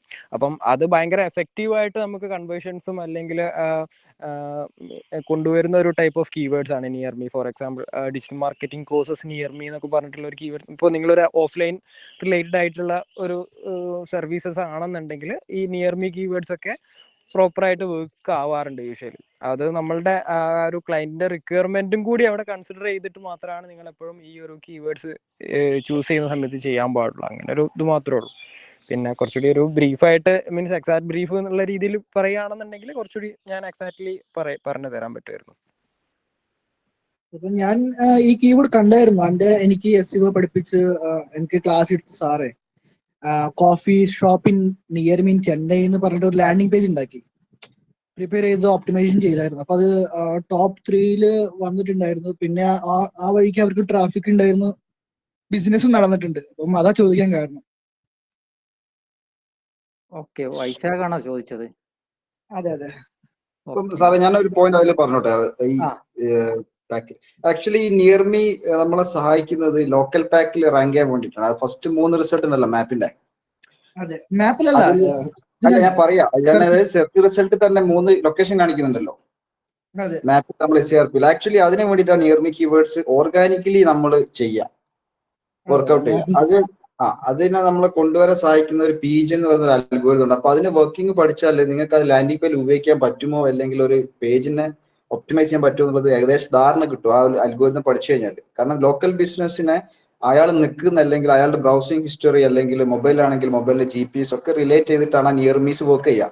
പ്ലസ് ആ ബിസിനസിന്റെ റിവ്യൂസ്, അല്ലെങ്കിൽ അവരിപ്പം കാർത്തിക് സാർ പറഞ്ഞ പോലെ വെജിറ്റേറിയൻ ആണെങ്കിൽ വെജിറ്റേറിയൻ ബേസ് ചെയ്തിട്ട് റിവ്യൂസ് ഉണ്ടെങ്കിൽ അതിൽ നിന്ന് ബെസ്റ്റ് ഏതാണോ അത് ഓട്ടോമാറ്റിക്കലി ആ പ്രോക്സിമിറ്റിയിൽ കിടക്കണം, അല്ലെങ്കിൽ ആ ഒരു ഏരിയയിൽ ഏറ്റവും എളുപ്പം റീച്ച് ആവുന്ന 3 ബിസിനസ്സാണ് കാണിക്കുക. അതിന് വേണ്ടിയിട്ടാണ് ആക്ച്വലി ആ നിയർമി കീവേഡ്സ് ഗൂഗിൾ കൂടുതൽ ഫോക്കസ് ചെയ്യുന്നത്, ലോക്കൽ പാക്ക് അല്ലെങ്കിൽ ലോക്കൽ റിസൾട്ടിന് വേണ്ടിയിട്ട്. അത് പക്ഷേ നിങ്ങളുടെ ഒരു ഓഡിയൻസ് ഇപ്പോൾ ഒരു 30 കിലോമീറ്റർ ദൂരെ നിന്ന് best digital marketing agency near means വെച്ച് ചെയ്താൽ 30 കിലോമീറ്റർ ദൂരമുള്ള ബിസിനസ് വരണമെന്നില്ല. അതിന്റെ തൊട്ടടുത്തുള്ള ഏറ്റവും ബെസ്റ്റ് ആയിട്ടുള്ള സ്ഥാപനമായിരിക്കും അവിടെ വരുന്നത്. അപ്പൊ അങ്ങനെ ആ ഒരു ലോക്കൽ റിസൾട്ടിന് വേണ്ടിയിട്ടാണ് ആ നിയർമി കീവേഡ് നോർമലി ആളുകൾ ഉപയോഗിക്കാറ്. അത് മാപ്പിലേക്കാണ്. ഓർഗാനിക്കൽ ഉപയോഗിച്ചാൽ ബെനിഫിറ്റ് കിട്ടത്തില്ല ആക്ച്വലി. അതായത് നിങ്ങൾ പറഞ്ഞ മെറ്റാ ഡിസ്ക്രിപ്ഷനോ അല്ലെങ്കിൽ ടൈറ്റിലൊക്കെ ഉപയോഗിക്കുകയാണെങ്കിൽ അതിനെ ബൈപ്പാസ് ചെയ്യാൻ വേണ്ടിയിട്ട് നിങ്ങൾക്ക് വേണമെങ്കിൽ നിയർമീന്റെ സിമാൻറ്റിക് വേർഡ്സ് വേണമെങ്കിൽ ഉപയോഗിക്കാം. കാരണം കോഴിക്കോട് ഇന്ന സ്ഥലത്തുള്ളതാണ്, അല്ലെങ്കിൽ കൊച്ചിയിൽ ഇന്ന സ്ഥലത്തുള്ളതൊക്കെ പറഞ്ഞു കഴിഞ്ഞാൽ അതിന്റെ ആ ഒരു വേർഡ് മീനിങ്ങിൽ പോകുന്നതിന് പകരം എന്താ പറയാ, ഒരു സിമാൻറ്റിക് സ്ട്രക്ചർ ചെയ്താൽ ആ റിലേറ്റഡ് ആയിട്ടുള്ള വാക്കുകൾ ഉപയോഗിച്ച് കഴിഞ്ഞാൽ നിങ്ങൾക്ക് ആ കീവേഡിൽ റാങ്ക് ചെയ്യാൻ പറ്റും. അല്ലാതെ ജസ്റ്റ് നിയർമി എന്ന് യൂസ് ചെയ്തിട്ട് വലിയ ബെനിഫിറ്റ് കിട്ടത്തില്ല. മേ ബി ചാൻസ് ഉണ്ട് നിയർ ബൈ യു എന്ന് പറഞ്ഞ കീബോർഡ് യൂസ് ചെയ്ത മേ ബി ചാൻസ് ഉണ്ടായിരിക്കും അല്ലേ? ഇത് എല്ലാം ഒരു ട്രയൽ ആൻഡ് എറർ മെത്തേഡാണ് ആക്ച്വലി. ഞാൻ ആ ഒരു പോളിസി വെച്ചിട്ട് പറഞ്ഞതേ ഉള്ളൂ. നിങ്ങൾ ആ ഒരു അൽഗോരിതം ബേസിൽ നോക്കിക്കഴിഞ്ഞാൽ എങ്ങനെയാണ് അത് വരുന്നത് എന്നുള്ളത് നിങ്ങൾക്ക് മനസ്സിലാവും. ഇപ്പൊ വരുന്നതിന്റെ റീസൺ കിട്ടിക്കഴിഞ്ഞാൽ നിങ്ങൾക്ക് ചെയ്യാൻ പറ്റൂല്ല എന്നുള്ളത് നിങ്ങൾക്ക് സ്വയം ഒരു കിട്ടും. അതുകൊണ്ടാണ് ഞാൻ അൽഗോരിതം പറഞ്ഞത്. കാരണം ഓരോരുത്തർ പെർസ്പെക്റ്റീവ് വ്യത്യാസം ഉണ്ടാവും. ഓരോരുത്തർ മനസ്സിലാക്കേണ്ട ഒരു സ്കിൽ സെറ്റ് വേറെ വേറെ ആയിരിക്കും. അപ്പൊ നമ്മൾ പഠിച്ച പോലെ ആയിരിക്കില്ല നിങ്ങൾ പഠിക്കുന്നുണ്ടാവുക. അതുകൊണ്ട് ഞാൻ അൽഗോരിതം ഒന്ന് വായിച്ചു നോക്കി, അല്ലെങ്കിൽ അതിന്റെ വർക്കിംഗ് പഠിച്ചാൽ അതിനൊരു ഐഡിയ കിട്ടും എങ്ങനെ അത് ഒപ്റ്റിമൈസ് ചെയ്യാമെന്നുള്ളത്. അത് മാത്രമല്ല, അതിന്റെ ലോജിക്ക് ആലോചിച്ചാലേ, ഇപ്പോ നിയർമി, ഇപ്പൊ ഒരു തേഞ്ഞിപ്പലത്ത് നിൽക്കുന്ന ഒരാള് ഒരു നിയർമി ഒരു സംഭവം സെർച്ച് ചെയ്തിട്ട് അയാള് അവിടെ നിന്നും ദൂരെ ഈ പറഞ്ഞ പോലെ കുറെ ദൂരെ ഒരു ഇത് കാണുകയാണെങ്കിൽ, ഒരു 30 കിലോമീറ്റർ ദൂരെ ഒരു സംഭവം കാണുകയാണെങ്കിൽ എന്താ അതിന്റെ റെലവൻസ്? എനിക്കൊരു സലൂൺ ഒരു ഈ പറഞ്ഞ പോലെ ട്രിവാൻഡ്രത്തുള്ള ഉള്ള ഞാൻ ഇപ്പൊ ശാസ്ത്രമംഗലത്താണ് ഞാനുള്ളത് എന്നായിരിക്കാം. എനിക്ക് ഇവിടുന്ന് ഒരു 30 കിലോമീറ്റർ അപ്പുറമുള്ള ഒരു സലൂൺ കാണിച്ചു തന്നിട്ട് വലിയ കാര്യമൊന്നുമില്ല. അല്ലെങ്കിൽ അത്ര പോപ്പുലർ ആയിട്ട് അവിടെ മാത്രം കൊടുക്കുന്ന ഒരു സംഭവം പോപ്പുലർ ഇതായിരിക്കണം. എന്നാൽ ഞാൻ അവിടെ പോയിട്ട് അവിടെ ഈ പറഞ്ഞ പോലെ വെറുതെ ഇരുന്ന് കൊടുത്താൽ മുടി തനിയെ വെട്ടിപ്പോകുന്ന ഒരു ടെക്നോളജി കണ്ടുപിടിച്ചിട്ടുണ്ടെങ്കിൽ ഞാൻ അവിടെ പോകും, അല്ലാതെ പോകില്ലോ. അപ്പൊ ഇത്തരം സർവീസുകൾക്ക് ഒരു ലോജിക്കും കൂടിയുണ്ട്. ഇത്തരം സർവീസുകൾ ഈ സെർച്ച് ചെയ്യുന്ന ആളുകളുടെ ലോജിക്കും കൂടിയുണ്ട്. ഇതും ഗൂഗിൾ ഈ കോണ്ടെക്സ്റ്റിൽ നോക്കുന്നുണ്ട്. അതുകൊണ്ടാണ് ഞാൻ പ്രത്യേകിച്ച് പറഞ്ഞത്, സെമാന്റിക് സെർച്ച് എഞ്ചിനായിട്ട് വന്ന ഈ പറഞ്ഞ പോലെ അതിന്റെ ഒരു ഇവോൾവ്മെന്റിൽ ആക്ച്വലി ഇത്തരം കോണ്ടെക്സ്റ്റുകൾ വരുന്ന സമയത്ത് അത് പല കാര്യങ്ങൾ നോക്കുന്നുണ്ട്.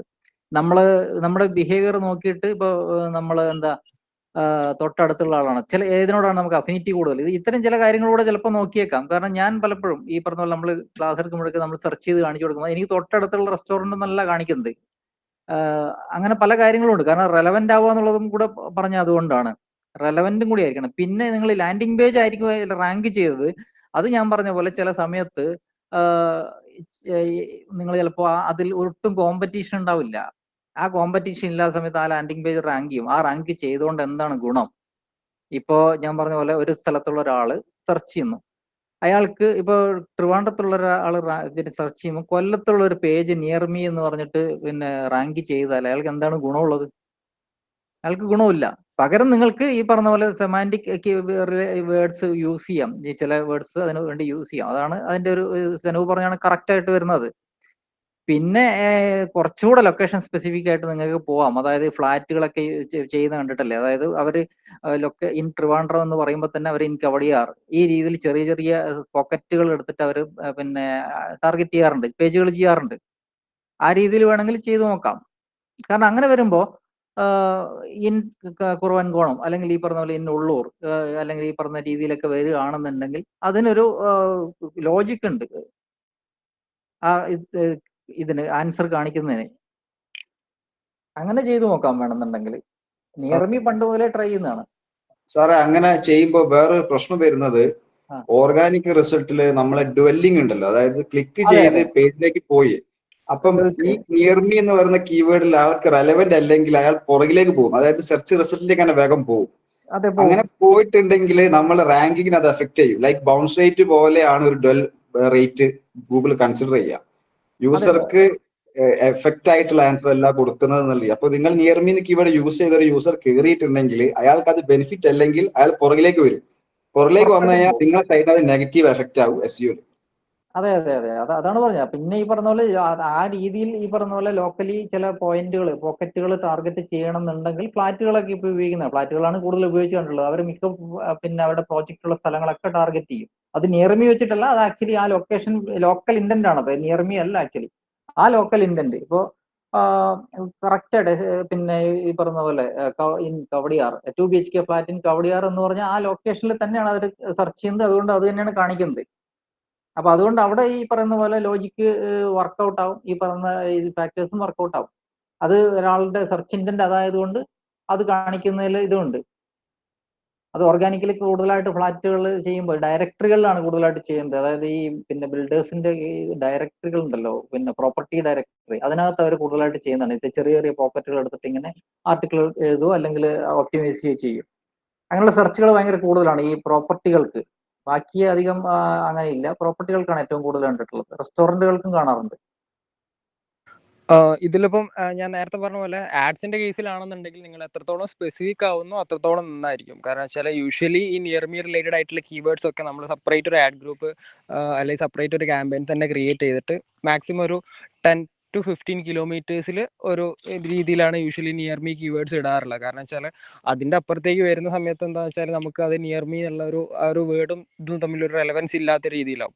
സോ നമുക്ക് ഇതിന് ഓരോ ക്ലിക്കിനും നമുക്ക് CPCന്റെ കേസിൽ ഓരോ ക്ലിക്കിനും നമുക്ക് പേയ്മെന്റ് കൊടുക്കുന്നതുകൊണ്ട് തന്നെ നമ്മൾ എത്രത്തോളം കുറച്ച് സ്പെസിഫിക് ആവുന്നോ അത്രത്തോളം നമുക്ക് ആ ഒരു നിയർമി എന്ന് പറഞ്ഞിട്ടുള്ള കീവേഡ്സിന്റെ റിസൾട്ട് ഉണ്ടാവാറാണ് ചെയ്യാറുള്ളത്. സോ അത് മീൻസ് ഇപ്പം സെർച്ച് ആഡ്സ് ആണെന്നുണ്ടെങ്കിൽ ഗൂഗിൾ ആഡ്സ് ചെയ്യുന്ന സമയത്ത് ഇതൊന്ന് കൺസിഡർ ചെയ്യുന്നത് എന്തായാലും നല്ലതായിരിക്കും. അപ്പം നമുക്ക് മാക്സിമം സ്പെസിഫിക് ആവുന്ന സമയത്താണ് യൂഷ്വലി ഈ നിയർമി അല്ലെങ്കിൽ നിയർ ബൈ കീവേഡ്സിനൊക്കെ റിസൾട്ട് ഉണ്ടാവാറുള്ളത് സെർച്ച് ആഡ്സിൽ. ലത്തീഫ് സാർ ഗ്രൂപ്പ് അഭിനവിനെ ഏൽപ്പിച്ച് പോയോ ടോക്ക്? സാറേ ഒന്നുമില്ല, ഞാനൊരു യാത്രയിലാണ്, അതുകൊണ്ടാണ്. ഒരു യാത്രയിലായതുകൊണ്ട് മാത്രം മ്യൂട്ട് വെച്ചിരിക്കുകയാണ്. ഇന്റെ ഭാഗത്ത് എന്തെങ്കിലും വേണമെങ്കിൽ പറഞ്ഞോളി. അല്ല, വേറെ കുറെ ഗ്രൂപ്പ് ചോദ്യങ്ങൾ ഇതിനകത്ത് എവിടേക്ക് കണ്ടിരുന്നു. മുകളില് സായൂജ് ഒക്കെ ഒരു ചോദിച്ചു. മിനിറ്റ് സാറേ, ഞാനൊന്ന് നോക്കിയിട്ട് പറഞ്ഞുതരാം. ഒറ്റ മിനിറ്റ്.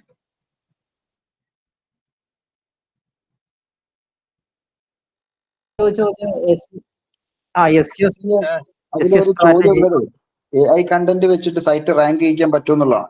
അതെ അതെ ചോദിച്ചിട്ടുള്ളത്. അത് ആക്ച്വലി AI കണ്ടന്റ് ഉപയോഗിച്ചിട്ട് സൈറ്റ് റാങ്ക് ചെയ്യിപ്പിക്കാം, പ്രശ്നമില്ല. കാരണം ഒറിജിനൽ ആയിട്ട് ഗൂഗിളിന്റെ കയ്യിൽ ആ കണ്ടന്റ് ഇല്ല, അല്ലെങ്കിൽ നിങ്ങൾക്ക് ഒരു യൂസർ ജനറേറ്റഡ് കണ്ടന്റ് വെച്ചിട്ട് ഒരു ആർട്ടിക്കിൾ സ്പിൻ ചെയ്തെടുക്കാൻ പറ്റുന്നുണ്ടെങ്കിൽ ഉപയോഗിക്കാം. പക്ഷെ മൾട്ടിപ്ലൈ ചെയ്യുന്ന പ്രോസസ്സ് ചെയ്താൽ നിങ്ങളെ കണ്ടന്റുകൾ ഗൂഗിൾ താഴേക്ക് കൊണ്ടുപോകും. ഇപ്പൊ പരീക്ഷണത്തിന് വേണമെങ്കിൽ നിങ്ങൾക്ക് ഏതെങ്കിലും ഒരു പെർട്ടിക്കുലർ സോഫ്റ്റ്വെയർ അല്ലെങ്കിൽ ഏതെങ്കിലും ഒരു സിനിമയോ ഒക്കെ ഉപയോഗിച്ചിട്ട് വേണമെങ്കിൽ ആർട്ടിക്കിൾസ് ചെയ്താം. അത് AI കണ്ടന്റ് ആയാൽ അത് റാങ്ക് ചെയ്യും. പക്ഷെ എന്ന് മുതലാണോ ഒരു യൂസർ ആയി അല്ലെങ്കിൽ ഒരു ഒറിജിനൽ കണ്ടന്റ് ആയിട്ട് ഒരാൾ വരുന്നത്, അന്ന് മുതൽ നിങ്ങളുടെ കണ്ടന്റിന് മുകളിൽ ആ ആളുടെ കണ്ടന്റ് ഗൂഗിൾ പ്ലേസ് ചെയ്യാൻ തുടങ്ങും. അപ്പം സൈറ്റിന് കുഴപ്പമുണ്ടാവില്ല, വേറെ ആൾ വരുന്നത് വരെ. വന്നു കഴിഞ്ഞാൽ നിങ്ങൾക്കത് താഴേക്ക് പോകും. ഇതാണ് ഒരു കേസ് സ്റ്റഡി ആയിട്ട് ഇപ്പൊ ഇതുവരെ കണ്ടുകൊണ്ടിരിക്കുന്നത്. എന്നാൽ പോലും AI കണ്ടന്റ് ഉപയോഗിക്കുന്നത് തെറ്റില്ല എന്നുള്ള രീതിയിലാണ് ഗൂഗിൾ പറഞ്ഞുകൊണ്ടിരിക്കുന്നത്.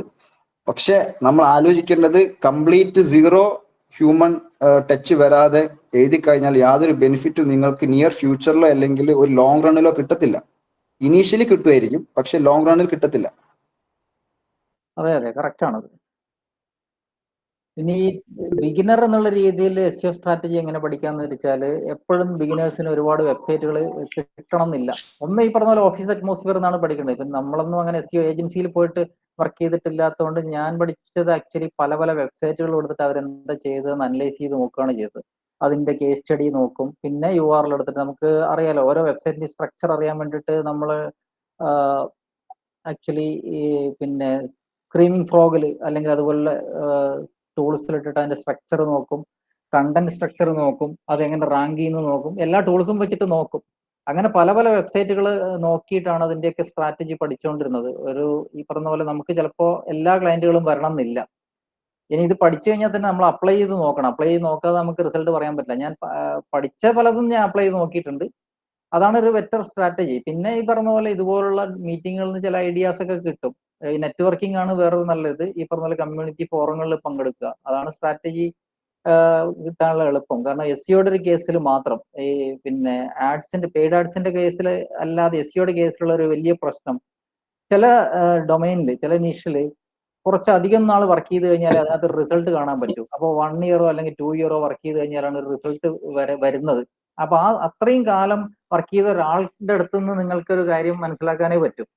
ചിലപ്പോൾ 5 വർഷം കൊണ്ടാണ് ചില ആളുകൾ ചില സ്ട്രാറ്റജീസ് ഒക്കെ ബിൽഡ് ചെയ്ത് പഠിച്ചു വരുന്നത്, ചില സ്ട്രാറ്റജീസ് ഒക്കെ. അപ്പോൾ അത് നിങ്ങൾക്ക് ചിലപ്പോൾ 1 മാസം കൊണ്ടോ 2 മാസം കൊണ്ടോ പറ്റിയെന്ന് വരില്ല. പക്ഷെ സിസ്റ്റമാറ്റിക് ആയിട്ട് പോവാണെന്നുണ്ടെങ്കിൽ നിങ്ങൾക്ക് ഈ പറഞ്ഞ പോലെ ഒരു 6 മാസം അല്ലെങ്കിൽ ഈ പറഞ്ഞ പോലെ കുറച്ച് കഴിയുമ്പോൾ പെയ്ഡ് ആഡ്സിൽ നിങ്ങൾക്ക് ആ ഒരു സ്ട്രാറ്റജി കുറച്ചൊക്കെ ഹാർഡ് വർക്കിംഗ് ആണെങ്കിൽ നിങ്ങൾക്ക് അത് ചെയ്യാൻ പറ്റും.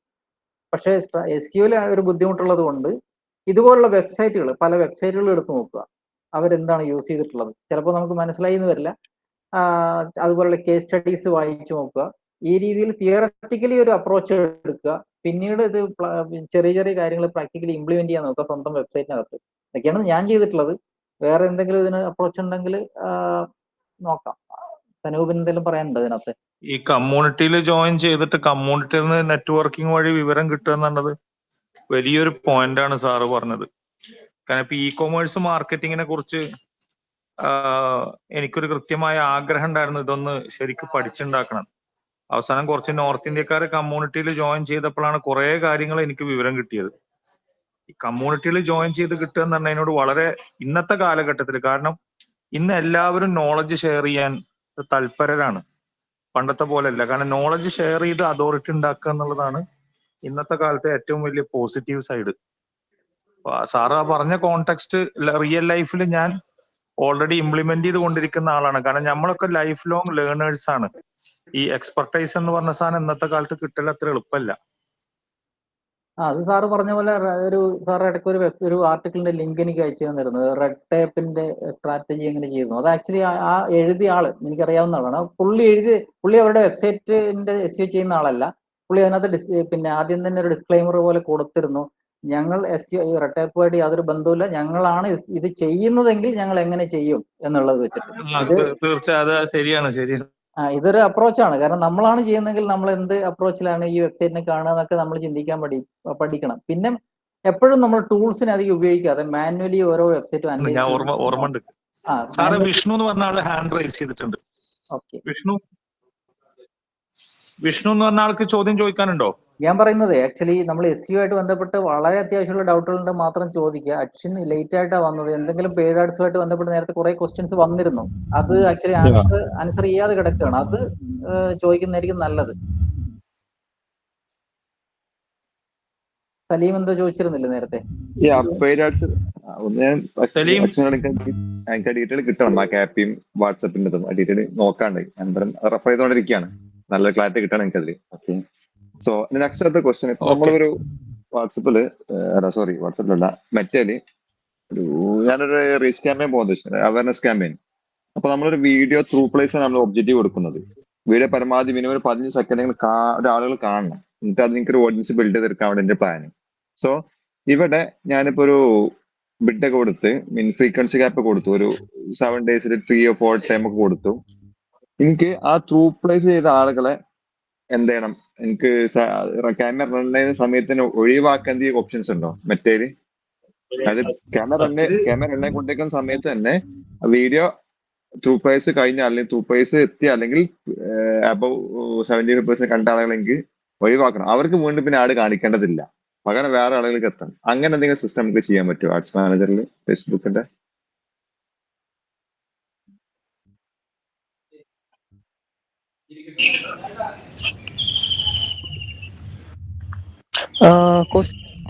ക്വസ്റ്റ്യൻ ഒന്നുകൂടി റിപ്പീറ്റ് ചെയ്യാമോ? ഷുവർ. നമ്മളിപ്പോ ഒരു അവയർനെസ് ക്യാമ്പയിൻ റൺ ചെയ്യാണ്. ആ. സോ നമ്മൾ ഒബ്ജക്റ്റീവ് വീഡിയോ വ്യൂസ് ആണ് കൊടുക്കുന്നത്, മാക്സിമം 2 പ്ലേസ് ആണ് കൊടുക്കുന്നത്. മിനിമം ഒരു 15 സെക്കൻഡെങ്കിലും നമ്മൾ വീഡിയോ കാണാന്ന് പോലെ തന്നെ കൊടുക്കുന്നത്. ആ കണ്ട ആളുകളെ നമുക്ക് ഒഴിവാക്കണം. ക്യാമറ റൺ ചെയ്തുകൊണ്ടിരിക്കുന്ന സമയത്ത് തന്നെ. ഇപ്പൊ നമ്മൾ ഇന്ന് സ്റ്റാർട്ട് ചെയ്യണമെങ്കിൽ ഞാൻ ഇന്നിപ്പോ ക്യാമറ ഇട്ടു, എനിക്കിപ്പോ ആ വീഡിയോ ഒരു 15 സെക്കൻഡ് കണ്ട ആളുകളെ വീണ്ടും ആഡ് കാണിക്കണം എന്നില്ല. ഞാൻ ഫ്രീക്വൻസി സെറ്റ് ചെയ്തോ, എനിക്കൊരു 2 ടൈംസ് ഒരു വീക്കിൽ അല്ലെങ്കിൽ 3 ടൈംസ് ഒരു വീക്കിൽ കാണിക്കാൻ തന്നെ ഒബ്ജക്റ്റീവ്. അങ്ങനെ കാണിച്ച് അവർക്ക് ആ ഇത് മൈൻഡിൽ ഉണ്ടാക്കി കൊടുക്കുക എന്നുള്ളതാണ് എന്റെ ഒരു കോൺസെപ്റ്റ്. സോ അവിടെ ആ വീഡിയോ 2 പ്ലേസ് കംപ്ലീറ്റ് ആളുകളെ വീണ്ടും അവർ ഫീൽഡിലേക്ക് വീണ്ടും ആഡ് ചെല്ലേണ്ടതില്ല. അവരെനിക്ക് വേറെ ഓഡിയൻസ് ഒക്കെ എടുക്കണം. അല്ലെങ്കിൽ 75 എബോ കണ്ട ആളുകളെ എനിക്ക് എന്ത് ചെയ്യണം, ഒഴിവാക്കണം. ഈ ക്യാമ്പയിൻ തന്നെ, സെയിം ക്യാമ്പയിൻ തന്നെ എനിക്ക് ഓപ്ഷൻസ് വല്ലതും ഉണ്ടോന്നാണ്. സൈമിൾട്ടേനിയസ്ലി ഇത് വർക്ക് ചെയ്യുന്ന എന്തെങ്കിലും സിസ്റ്റം നിലവിലുണ്ടോ എന്ന് അറിയാനുണ്ട്. നമുക്ക് ക്യാമ്പയിൻ സ്റ്റോപ്പ് ചെയ്ത് കഴിഞ്ഞാൽ നമുക്ക് മനസ്സിലാവും, നമുക്ക് ആ ക്യാമ്പയിൻ കസ്റ്റമേഴ്സ് ബിൽഡ് ചെയ്യാൻ പറ്റും. അതല്ലാതെ റൺ ചെയ്ത് സമയത്ത് തന്നെ അവർക്ക് വീണ്ടും കാണിച്ചിട്ട് എന്താ അവർക്കൊരു ഇറിറ്റേഷൻ ആവണ്ട, നമ്മുടെ ഒബ്ജക്റ്റീവ് എത്തിയ ഓഡിയൻസ് ആണ്. അങ്ങനെ എന്തെങ്കിലും വഴി ഉണ്ടോ എന്നാണ്.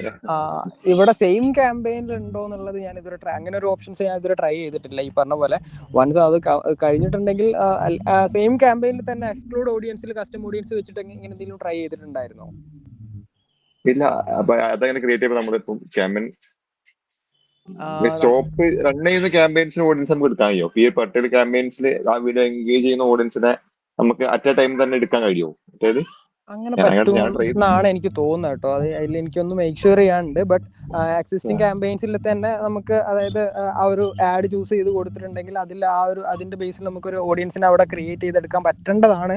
ബട്ട് അതൊന്നും എനിക്കൊന്ന് മേക്ക് ഷുവർ ചെയ്യേണ്ട ഒരു ആവശ്യമുണ്ട്. എന്നിട്ട് എക്സ്ക്ലൂഡഡ് ആ രീതിയിൽ ഒന്ന് ട്രൈ ചെയ്ത് നോക്കാൻ പറ്റുവാണെങ്കിൽ അത് ഒന്ന് ട്രൈ ചെയ്യേണ്ടി വരും. അത് 100% ഷുവർ ഇല്ല. അതല്ലാതെ ഇപ്പൊ വൺസ് വേറൊരു സെപ്പറേറ്റ് ക്യാമ്പയിൻ ആയിട്ട് നമുക്ക് ഇതേപോലെ എക്സ്ക്ലൂഡ് ചെയ്യാനുള്ള ഒരു ഓപ്ഷൻ ഉണ്ട്. ഇതിന്റെ കേസ് ഞാൻ ഒന്ന് ചെക്ക് ചെയ്തിട്ട് ഞാൻ പറഞ്ഞുതരാം. ഞാൻ എനിക്കൊന്ന് DM ചെയ്താൽ മതി.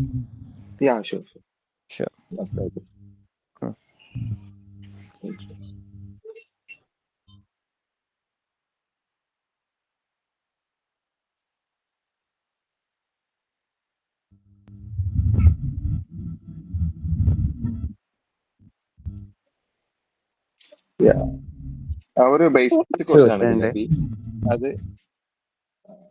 അത് ചോദിക്കുന്നുണ്ടെങ്കിൽ നമ്മള് ഹലോ, ഞാൻ UAE ബേസ്ഡ് ആയിട്ട് റിയൽ എസ്റ്റേറ്റിന് മാർക്കറ്റിംഗ് ചെയ്യുന്ന ഒരാളാണ്. ബട്ട് നമ്മൾ UAE ലൊക്കേഷൻ കൊടുക്കുമ്പോൾ നമുക്ക് കിട്ടുന്ന എസ്റ്റിമേറ്റഡ് ഓഡിയൻസിന്റെ ഒരു 10% പോലും റീച്ച് നമുക്ക് കിട്ടുന്നില്ല. അതെന്തുകൊണ്ടാണ്? ഇപ്പോ ഓക്കെ, പറഞ്ഞോളൂ. ഇപ്പൊ നമ്മൾ കൺട്രി, അതായത് UAE എന്നുള്ള കൺട്രി കൊടുത്തു കഴിഞ്ഞാലും അതല്ല റീജിയൻ വൈസ് ആയിട്ട് ടാർഗറ്റ് ചെയ്ത് കഴിഞ്ഞാലും നമുക്ക് ആ ഒരു വലിയൊരു വേരിയേഷൻ ഒന്നും വരുന്നില്ല റീച്ചിൽ. ഇപ്പോൾ റീച്ച് കുറയുന്നത് കൊണ്ട് സ്വാഭാവികമായിട്ടും ലീഡ്സും കുറയുന്നുണ്ട്. ബട്ട് നമ്മൾ ഇന്ത്യ അങ്ങനത്തെ ഉള്ള രാജ്യങ്ങൾ കൊടുക്കുമ്പോൾ നമുക്ക് അത്രയും നല്ലൊരു വൈസ് ആയിട്ടുള്ളൊരു റീച്ച് വരുന്നുണ്ട്. അതെന്തുകൊണ്ടാണ്? ഇവിടെ മെയിൻ തിങ് എന്താണെന്ന് വെച്ചാൽ നമ്മളിപ്പം അവിടെ ചെയ്യുന്ന ഒരു പൊട്ടൻഷ്യൽ ഓഡിയൻസിലും നമ്മൾ കേരളത്തിൽ അല്ല ഇന്ത്യയിൽ ചെയ്യുന്ന ഒരു പൊട്ടൻഷ്യൽ ഓഡിയൻസിലും തമ്മിലൊരു ഡിഫറൻസ് ഉണ്ടാവും. സോ നിങ്ങൾക്ക് ഇപ്പോൾ ഒരു 10 lakh അല്ലെങ്കിൽ ഒരു 20 lakh ഉള്ള ഓഡിയൻസിലേക്ക് പോകുന്ന ഒരു റീച്ചിന്റെ നിങ്ങൾക്ക് വരുന്ന ആ ഒരു 10 lakh അല്ലെങ്കിൽ 20 lakh പോകുന്ന ഒരു ഓഡിയൻസിലേക്ക് വരുന്ന റീച്ചും അല്ലെങ്കിൽ ഒരു 5 lakh അല്ലെങ്കിൽ 6 lakh പോകുന്ന ഒരു ഓഡിയൻസിലേക്കുള്ള റീച്ചും തമ്മിലുള്ള ഒരു ഡിഫറൻസ് ഉണ്ടാവും. അപ്പോൾ നിങ്ങൾ പൊട്ടൻഷ്യൽ ഓഡിയൻസ് കൂടുന്നതിനനുസരിച്ച് അവിടെ ഓട്ടോമാറ്റിക്കലി നിങ്ങളെ റീച്ച് കൂടുകയാണ് ചെയ്യുക. സോ പൊട്ടൻഷ്യൽ ഓഡിയൻസിലുള്ള ഡിഫറൻസ് ആയിരിക്കണം ഈ ഒരു മെയിൻ നിങ്ങളെ റീച്ച് കുറയാനുള്ള ഒരു മിക്കവാറും ഉള്ള ചാൻസ്. പിന്നെ നമ്മൾ ഓവറായിട്ട് ടാർഗറ്റ് ചെയ്യുന്നതിനനുസരിച്ച് നമ്മൾ ഓരോ ഓഡിയൻസിനെ മീൻസ് നമുക്ക് റീച്ച് ചെയ്യാനുള്ള ഓഡിയൻസിന്റെ കോസ്റ്റ് നമുക്ക് ഇൻക്രീസ് ആയിക്കൊണ്ട് നിൽക്കും. സോ ഫേസ്ബുക്ക് തന്നെ പറയുന്ന ഒരു മിനിമം പൊട്ടൻഷ്യൽ ഓഡിയൻസ് എന്ന് പറഞ്ഞാൽ, അതായത് ഒരു ആഡ് ചെയ്യാൻ നമുക്ക് മിനിമം ആയിട്ട് ഒരു 10 lakh to 20 lakh minimum audience size വേണം എന്നുള്ള രീതിയിലാണ് അവരെ പ്രോപ്പർ ലേണിങ്ങിന് വേണ്ടിയിട്ട് minimum of 10 lakh to 20 lakh audience size വേണമെന്നാണ് അവർ പറയുന്ന ഒരു മിനിമം ലിമിറ്റ്. ഓക്കെ. പക്ഷേ ഞാൻ ഇവിടുന്ന് ഇപ്പൊ ഞാൻ UAE ഒരു കമ്പനി അവിടുത്തെ ടൈം സോൺ വെച്ചിട്ടാണ് ചെയ്യുന്നത്, അവിടുത്തെ കറൻസി ഒക്കെ വെച്ചിട്ടാണ് ചെയ്തത്. ബട്ട് ഞാൻ നാട്ടിൽ നിന്ന് ചെയ്തിട്ടുണ്ടായിരുന്നു UAE-ലേക്ക് ഒരു മലയാളീസിനെ മാത്രം ടാർഗറ്റ് ചെയ്ത രീതിയിൽ. പക്ഷെ അവിടെ എനിക്ക് അത്യാവശ്യം റീച്ചും കാര്യങ്ങളൊക്കെ കിട്ടിയിട്ടുണ്ടായിരുന്നു. പക്ഷെ ഞാൻ അവിടുത്തെ കറൻസി അവിടുത്തെ ടൈം സോൺ വെച്ച് ചെയ്യുമ്പം എനിക്ക് അതിലൊരു ഡിഫറൻസ് എനിക്കൊരു ഫീല് വന്നത്. സെയിം ഓഡിയൻസിന് ഡിഫറെന്റ് ആഡ് അക്കൗണ്ട്സ് വെച്ച് ചെയ്യുന്ന സമയത്ത് ഒരു ആഡ് അക്കൗണ്ടിൽ കൂടുതൽ റീച്ച് കിട്ടി, വേറൊരു ആഡ് അക്കൗണ്ടിൽ കൂടുതൽ റീച്ച് കിട്ടിയിട്ടില്ല എന്നുള്ളതാണോ നിങ്ങളെ എക്സാക്ട് ക്വസ്റ്റ്യൻ ആയിട്ട് വരുന്നത്? അതെ. പക്ഷെ ഒരു ആഡ് അക്കൗണ്ട് അവിടുത്തെ കറൻസി വെച്ച് ബിൽഡ് ചെയ്തതാണ്. അതായത് അവിടുത്തെ പേയ്മെന്റും കാര്യങ്ങളൊക്കെ ദിർഹംസിൽ ചെയ്യുന്നതാണ്. ഒന്ന് നമ്മളിവിടെ നാട്ടിൽ നിന്ന് ക്രിയേറ്റ് ചെയ്തതാണ്. ഈ പുതിയ മീൻസ് അതായത് അവിടുത്തെ കറൻസി വെച്ച് ചെയ്തു എന്ന് പറഞ്ഞിട്ടുള്ളത് പുതിയ അക്കൗണ്ട് ആണോ? അതെ, കുറച്ച് ഒരു 8 മാസം കഴിഞ്ഞു. ഓക്കെ. അത് ചില ആഡ് അക്കൗണ്ട്സിൽ നമുക്ക് അങ്ങനെ ഒരു വേരിയേഷൻസ്, അതായത് ഇപ്പം ഈ പറഞ്ഞ പോലെ റീച്ചിലുള്ള വേരിയേഷൻസ് വരാറുണ്ട്. ഇതല്ലാതെ ഞാൻ പറഞ്ഞതിനുള്ള വേറൊരു റീസൺ എന്ന് പറഞ്ഞാൽ ഈ പൊട്ടൻഷ്യൽ ഓഡിയൻസ് ഒരു റീസൺ ആണ്. അല്ലാതെ ഈ പറഞ്ഞ പോലെ ചില ആഡ് അക്കൗണ്ട്സ് ഇപ്പോൾ പുതിയതായിട്ട് ക്രിയേറ്റ് ചെയ്യുന്ന ഓഡിയൻസ് പുതിയതായിട്ട് ക്രിയേറ്റ് ചെയ്യുന്ന ആഡ് അക്കൗണ്ട്സ്, അല്ലെങ്കിൽ ഒരു ആഡ് അക്കൗണ്ട് ക്രിയേറ്റ് ചെയ്തിട്ട് അതിലധികം ആഡ്സ് കാര്യങ്ങളൊന്നും റൺ ചെയ്യാത്ത ഒരു ആഡ് അക്കൗണ്ട്, അങ്ങനത്തെ ആഡ് അക്കൗണ്ട്സിലും പിന്നെ ചില ആഡ് അക്കൗണ്ട്സിലൊക്കെ ഈ പറഞ്ഞ റീച്ചിന്റെ ഒരു ചെറിയൊരു ഇഷ്യൂസ് കാണാറുണ്ട് യൂഷ്വലി. ഓക്കെ. ഇനി ആരെങ്കിലും ചോദ്യങ്ങൾ ഉണ്ടെങ്കിൽ പെട്ടെന്ന് ചോദിച്ചോളൂ. ഓൾമോസ്റ്റ് 2.25 മണിക്കൂറായി. ഓക്കെ. ഹായ്, So, ഞാനൊരു ക്വയറി കേട്ടിട്ടുണ്ടായിരുന്നു. Hi, myself Vishnu. ഞാൻ തൃശ്ശൂർ ഇൻഫോപാർക്കിലെ വെബ് ബാങ്ക്സിലാണ് വർക്ക് ചെയ്യുന്നത്. എനിക്ക് സ്പെസിഫിക്കലി 2 കാര്യങ്ങളുള്ള. ഒന്ന്, SEOന്റെ അകത്ത് തന്നെയാണ് ഞാൻ ഫോക്കസ് ചെയ്യുന്നത്. അപ്പൊ അതിൽ ആഡ്സിൽ വരുന്ന ഒരു കാര്യം കൂടെ ചോദിക്കാൻ വേണ്ടിയിട്ടാണ്. ക്വയറി ഞാൻ കമന്റിൽ ഇട്ടിട്ടുണ്ട്. ചോദിച്ചോളൂ. നിങ്ങൾ ഡയറക്റ്റ് ചോദിച്ചോളൂ. ഓക്കെ. നമ്മളിപ്പം പ്രോഗ്രാമാറ്റിക് SEO നമ്മൾ പല വെർട്ടിക്കൽസ് ഇംപ്ലിമെന്റ് ചെയ്യാറുണ്ട്. അതിന് വർക്ക് ചെയ്തിട്ട് എക്സ്പീരിയൻസ് കിട്ടിയിട്ടുണ്ട്, റിസൾട്ട് വന്നിട്ടുണ്ട്. അപ്പൊ നമ്മളൊരു എഡ്ടെക് കമ്പനി, അതായത് ഇപ്പോൾ ഈ ഓൺലൈൻ ട്യൂട്ടറിങ് ഇങ്ങനത്തെ സാധനത്തിലൊക്കെ നമ്മൾ പ്രോഗ്രാമാറ്റിക് ആയിട്ട് ഇംപ്ലിമെന്റ് ചെയ്ത വെബ്സൈറ്റ്സ് കണ്ടിട്ടുണ്ട് ടോപ്പിൽ റാങ്ക് ചെയ്യുന്നത്. സോ അതിലേക്ക് പ്രോഗ്രാമാറ്റിക് ആയിട്ട് SEO നമ്മൾ ഇംപ്ലിമെന്റ് ചെയ്യുന്ന സമയത്ത് എന്തെങ്കിലും കാര്യമായിട്ടുള്ള ഡിസഡ്വാൻറ്റേജസ് നമുക്ക് ഫേസ് ചെയ്തേക്കാവുമോ ഉണ്ടെങ്കിൽ തന്നെ, അതായത് ആഡ് റൺ ചെയ്യുന്ന സമയത്ത് തന്നെ, ഇനി ആഡ് റൺ ചെയ്യുകയാണെങ്കിൽ നമ്മൾ ഈ ലാൻഡിങ് ഇപ്പൊ ഈ ഒരുപാട് ഇപ്പൊ ഒരു ലൊക്കേഷൻസ് ഒക്കെ നമ്മൾ പറയുകയാണെന്നുണ്ടെങ്കിൽ 10, 100, 150 ലൊക്കേഷൻസ് ഉണ്ടാവും. അതിന്റെ ഓൺലൈൻ ട്യൂട്ടറിംഗ് എന്ന് പറയുന്ന സമയത്ത് അല്ലെങ്കിൽ നമുക്ക് ഇഷ്ടംപോലെ എന്താ പറയാ സബ്ജക്ട്സ്, അതുപോലെ തന്നെ ട്യൂട്ടേഴ്സ് ഒക്കെ ഉണ്ടാവും. അപ്പൊ ഇങ്ങനെ ടാർഗറ്റ് ചെയ്യുന്ന സമയത്ത് പ്രോഗ്രാമാറ്റിക് SEO ചെയ്യുമ്പോൾ അതിന് എന്തോരം അഡ്വാൻറ്റേജസ് നമുക്ക് കിട്ടും, ഏതൊക്കെ സൈഡ് നമുക്ക് നെഗറ്റീവ് ഇമ്പാക്ട് ഉണ്ടാക്കും. ഇനി അതിലേക്ക് നമ്മൾ ആഡ്സ് ചെയ്യുന്ന സമയത്ത് വേറെ എന്തെങ്കിലും പെർട്ടിക്കുലർ ആയിട്ട് ഫോക്കസ് ചെയ്യണം, അതായത് വേറെ ലാൻഡിംഗ് പേജ് ക്രിയേറ്റ് ചെയ്യേണ്ടി വരുമോ, അല്ലെങ്കിൽ ഇതിൽ തന്നെ ഫോക്കസ് ചെയ്യാൻ പറ്റുമോ എന്ന് തുടങ്ങിയ കുറച്ച് കാര്യങ്ങളാണ്. സനൂപും കാർത്തിക് സാറും ആൻസർ ചെയ്തോളി. ഇതില് ഫസ്റ്റ് എനിക്ക് തോന്നുന്നു ആഡ്സിന്റെ കേസിൽ ഞാൻ ഒന്ന് ക്ലാരിഫൈ ചെയ്യാൻ തോന്നുന്നു. അത് പറഞ്ഞോളൂ. ഓക്കെ. അക്ഷൻ വിഷ്ണു ആണ്.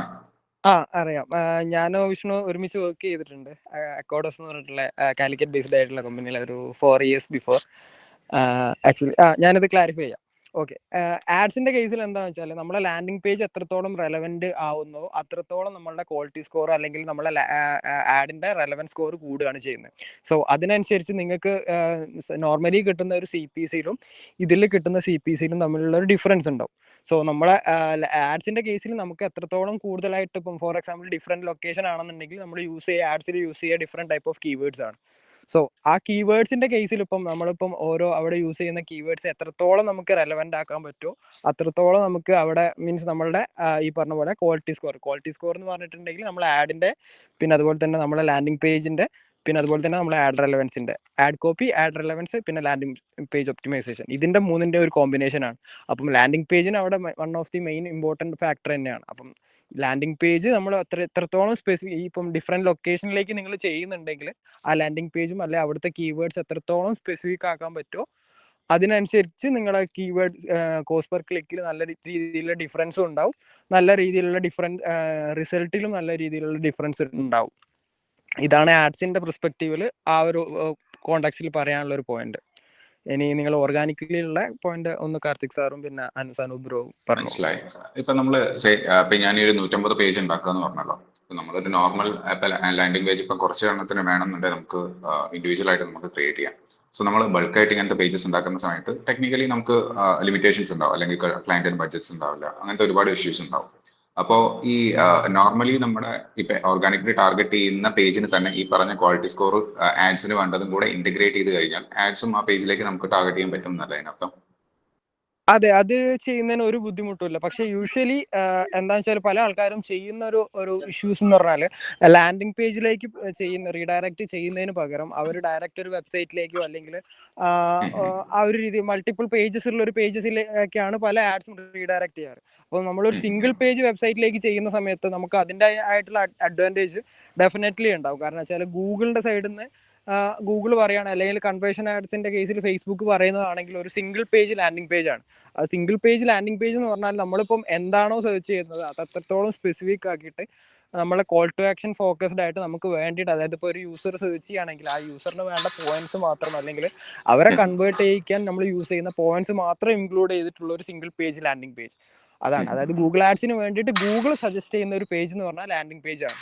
അപ്പം അതിന് പകരം നമ്മൾ വെബ്സൈറ്റിലേക്ക് മൾട്ടിപ്പിൾ പേജസ് ഉള്ള ഒരു വെബ്സൈറ്റിലേക്ക് റീഡയറക്ട് ചെയ്തിട്ടുണ്ടെങ്കിൽ നിങ്ങൾക്ക് റിസൾട്ടിലും അതിൻ്റെതായിട്ടുള്ള ഒരു ഫ്ലക്ച്വേഷൻസോ അല്ലെങ്കിൽ റിസൾട്ടിന്റെ കോസ്റ്റ് പെർ റിസൾട്ടിന് നല്ല ഇൻക്രീസും കാര്യങ്ങളും ഉണ്ടാവും.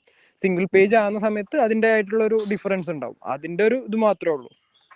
വേറെ സിംഗിൾ പേജ് അതിപ്പോ നിങ്ങളിപ്പോ പറഞ്ഞ പേജസ് സിംഗിൾ പേജസ് ആണെന്നുണ്ടെങ്കിൽ ഒരു ഇഷ്യൂസും ഇല്ല, നമുക്ക് ഈസിലി നമുക്ക് അത് അങ്ങനെ തന്നെ ചെയ്യാൻ പറ്റാവുന്നതാണ്. ഓക്കെ, ഇപ്പൊ ഞാനൊരു സിനാരിയോ പറയാം. ഇപ്പൊ അവർക്ക് ഒരുപാട് ലൊക്കേഷൻസ് ഉണ്ടാണ്. ഫോർ എക്സാമ്പിൾ അവര് ലൈക് ട്യൂട്ടേഴ്സ് അല്ലെങ്കിൽ മാത് ട്യൂട്ടേഴ്സ് ഇൻ കാലിഫോർണിയ അല്ലെങ്കിൽ മാത് ട്യൂട്ടേഴ്സ് ഇൻ ന്യൂയോർക്ക്, ഇങ്ങനെ പലതുണ്ടാവും, സിറ്റീസ് ഉണ്ടാവും, അതുപോലെ തന്നെ അല്ലെ കൗണ്ടീസ്, ഇങ്ങനത്തെ സാധനങ്ങൾ വരും. അപ്പൊ ഈ ഒരു സിനാരിയോയിൽ നമ്മളൊരു കോമൺ ആയിട്ടുള്ള ഒരു പേജിലേക്ക് ഡ്രൈവ് ചെയ്യുന്നത് ഫീസിബിൾ ആണോ?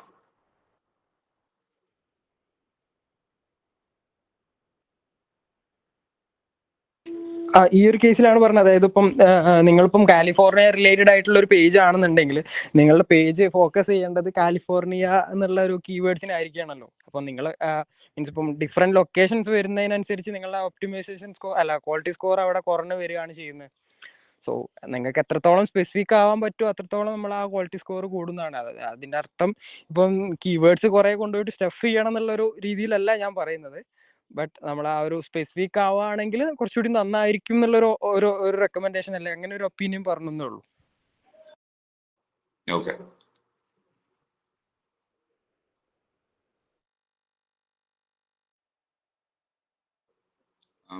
ഈ ഇതിന്റെ പ്രോഗ്രാമാറ്റിക് എസ്ഇഒ ആർക്കെങ്കിലും എന്തെങ്കിലും ഇൻപുട്സ് ഷെയർ ചെയ്യാനുണ്ടാവോ? എന്തായിരുന്നു ആക്ച്വലി അതിന്റെ ഏത് ടൈപ്പാണ് ആക്ച്വലി പ്രോഗ്രാമാറ്റിക് എസ്ഇഒ? എൻ്റെ ഒരു ഇത് പറയാം വിഷ്ണു, ഞാൻ ഇതുവരെ നമ്മളൊരു ഏജൻസിയിൽ വർക്ക് ചെയ്ത ഒരാളല്ല.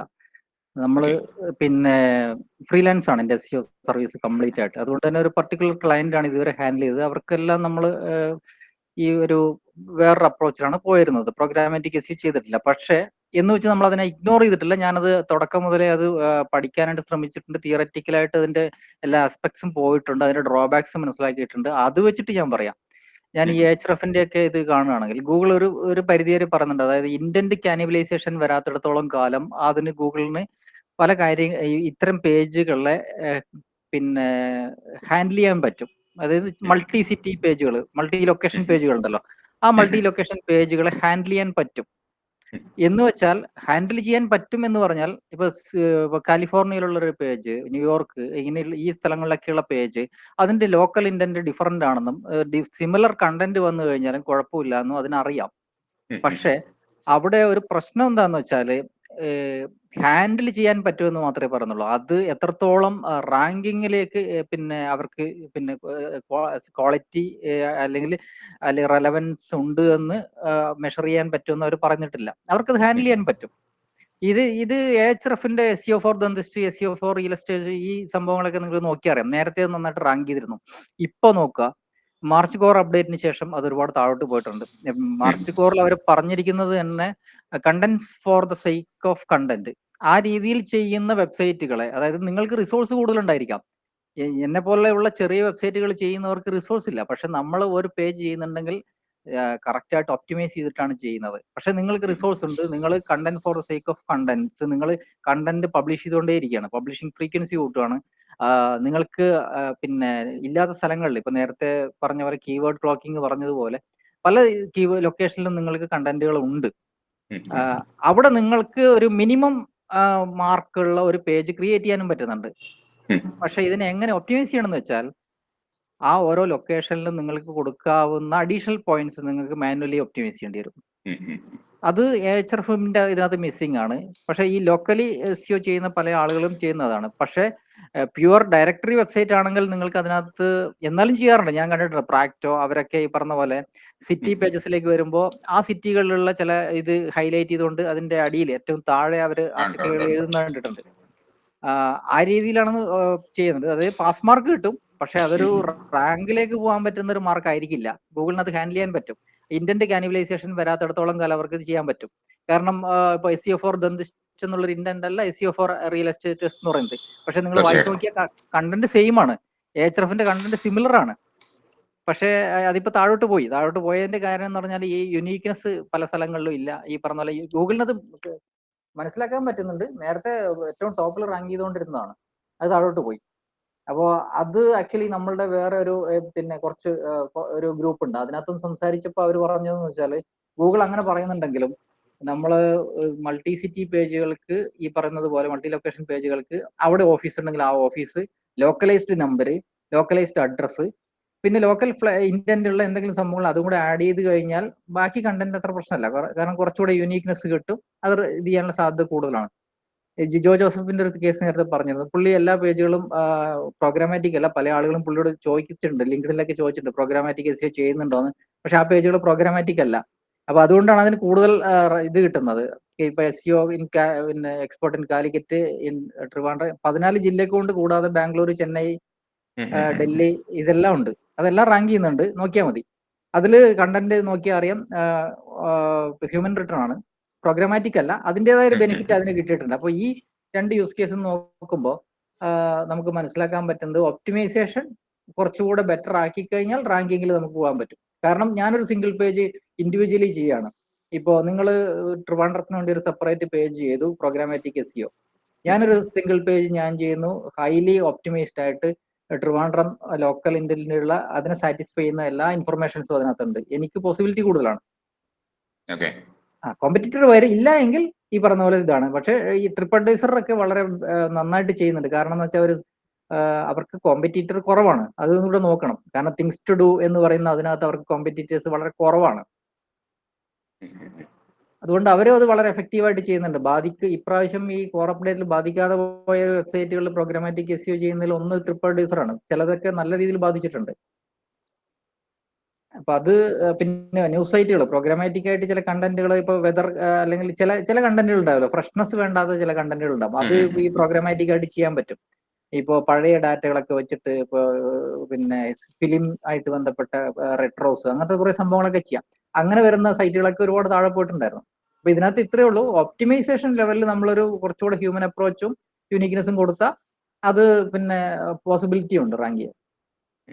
ഞാനിപ്പോ നോക്കിയ സമയത്ത് എങ്ങനെയാന്ന് വെച്ച് കഴിഞ്ഞാല് ഇപ്പൊ ഇവരുടെ മെയിൻ കോമ്പറ്റീറ്റേഴ്സ് അതൊക്കെ അത്യാവശ്യം വലിയ ബ്രാൻഡ് വൈസ് ആയിട്ട് ഓൾറെഡി എസ്റ്റാബ്ലിഷ്ഡ് ആണ്.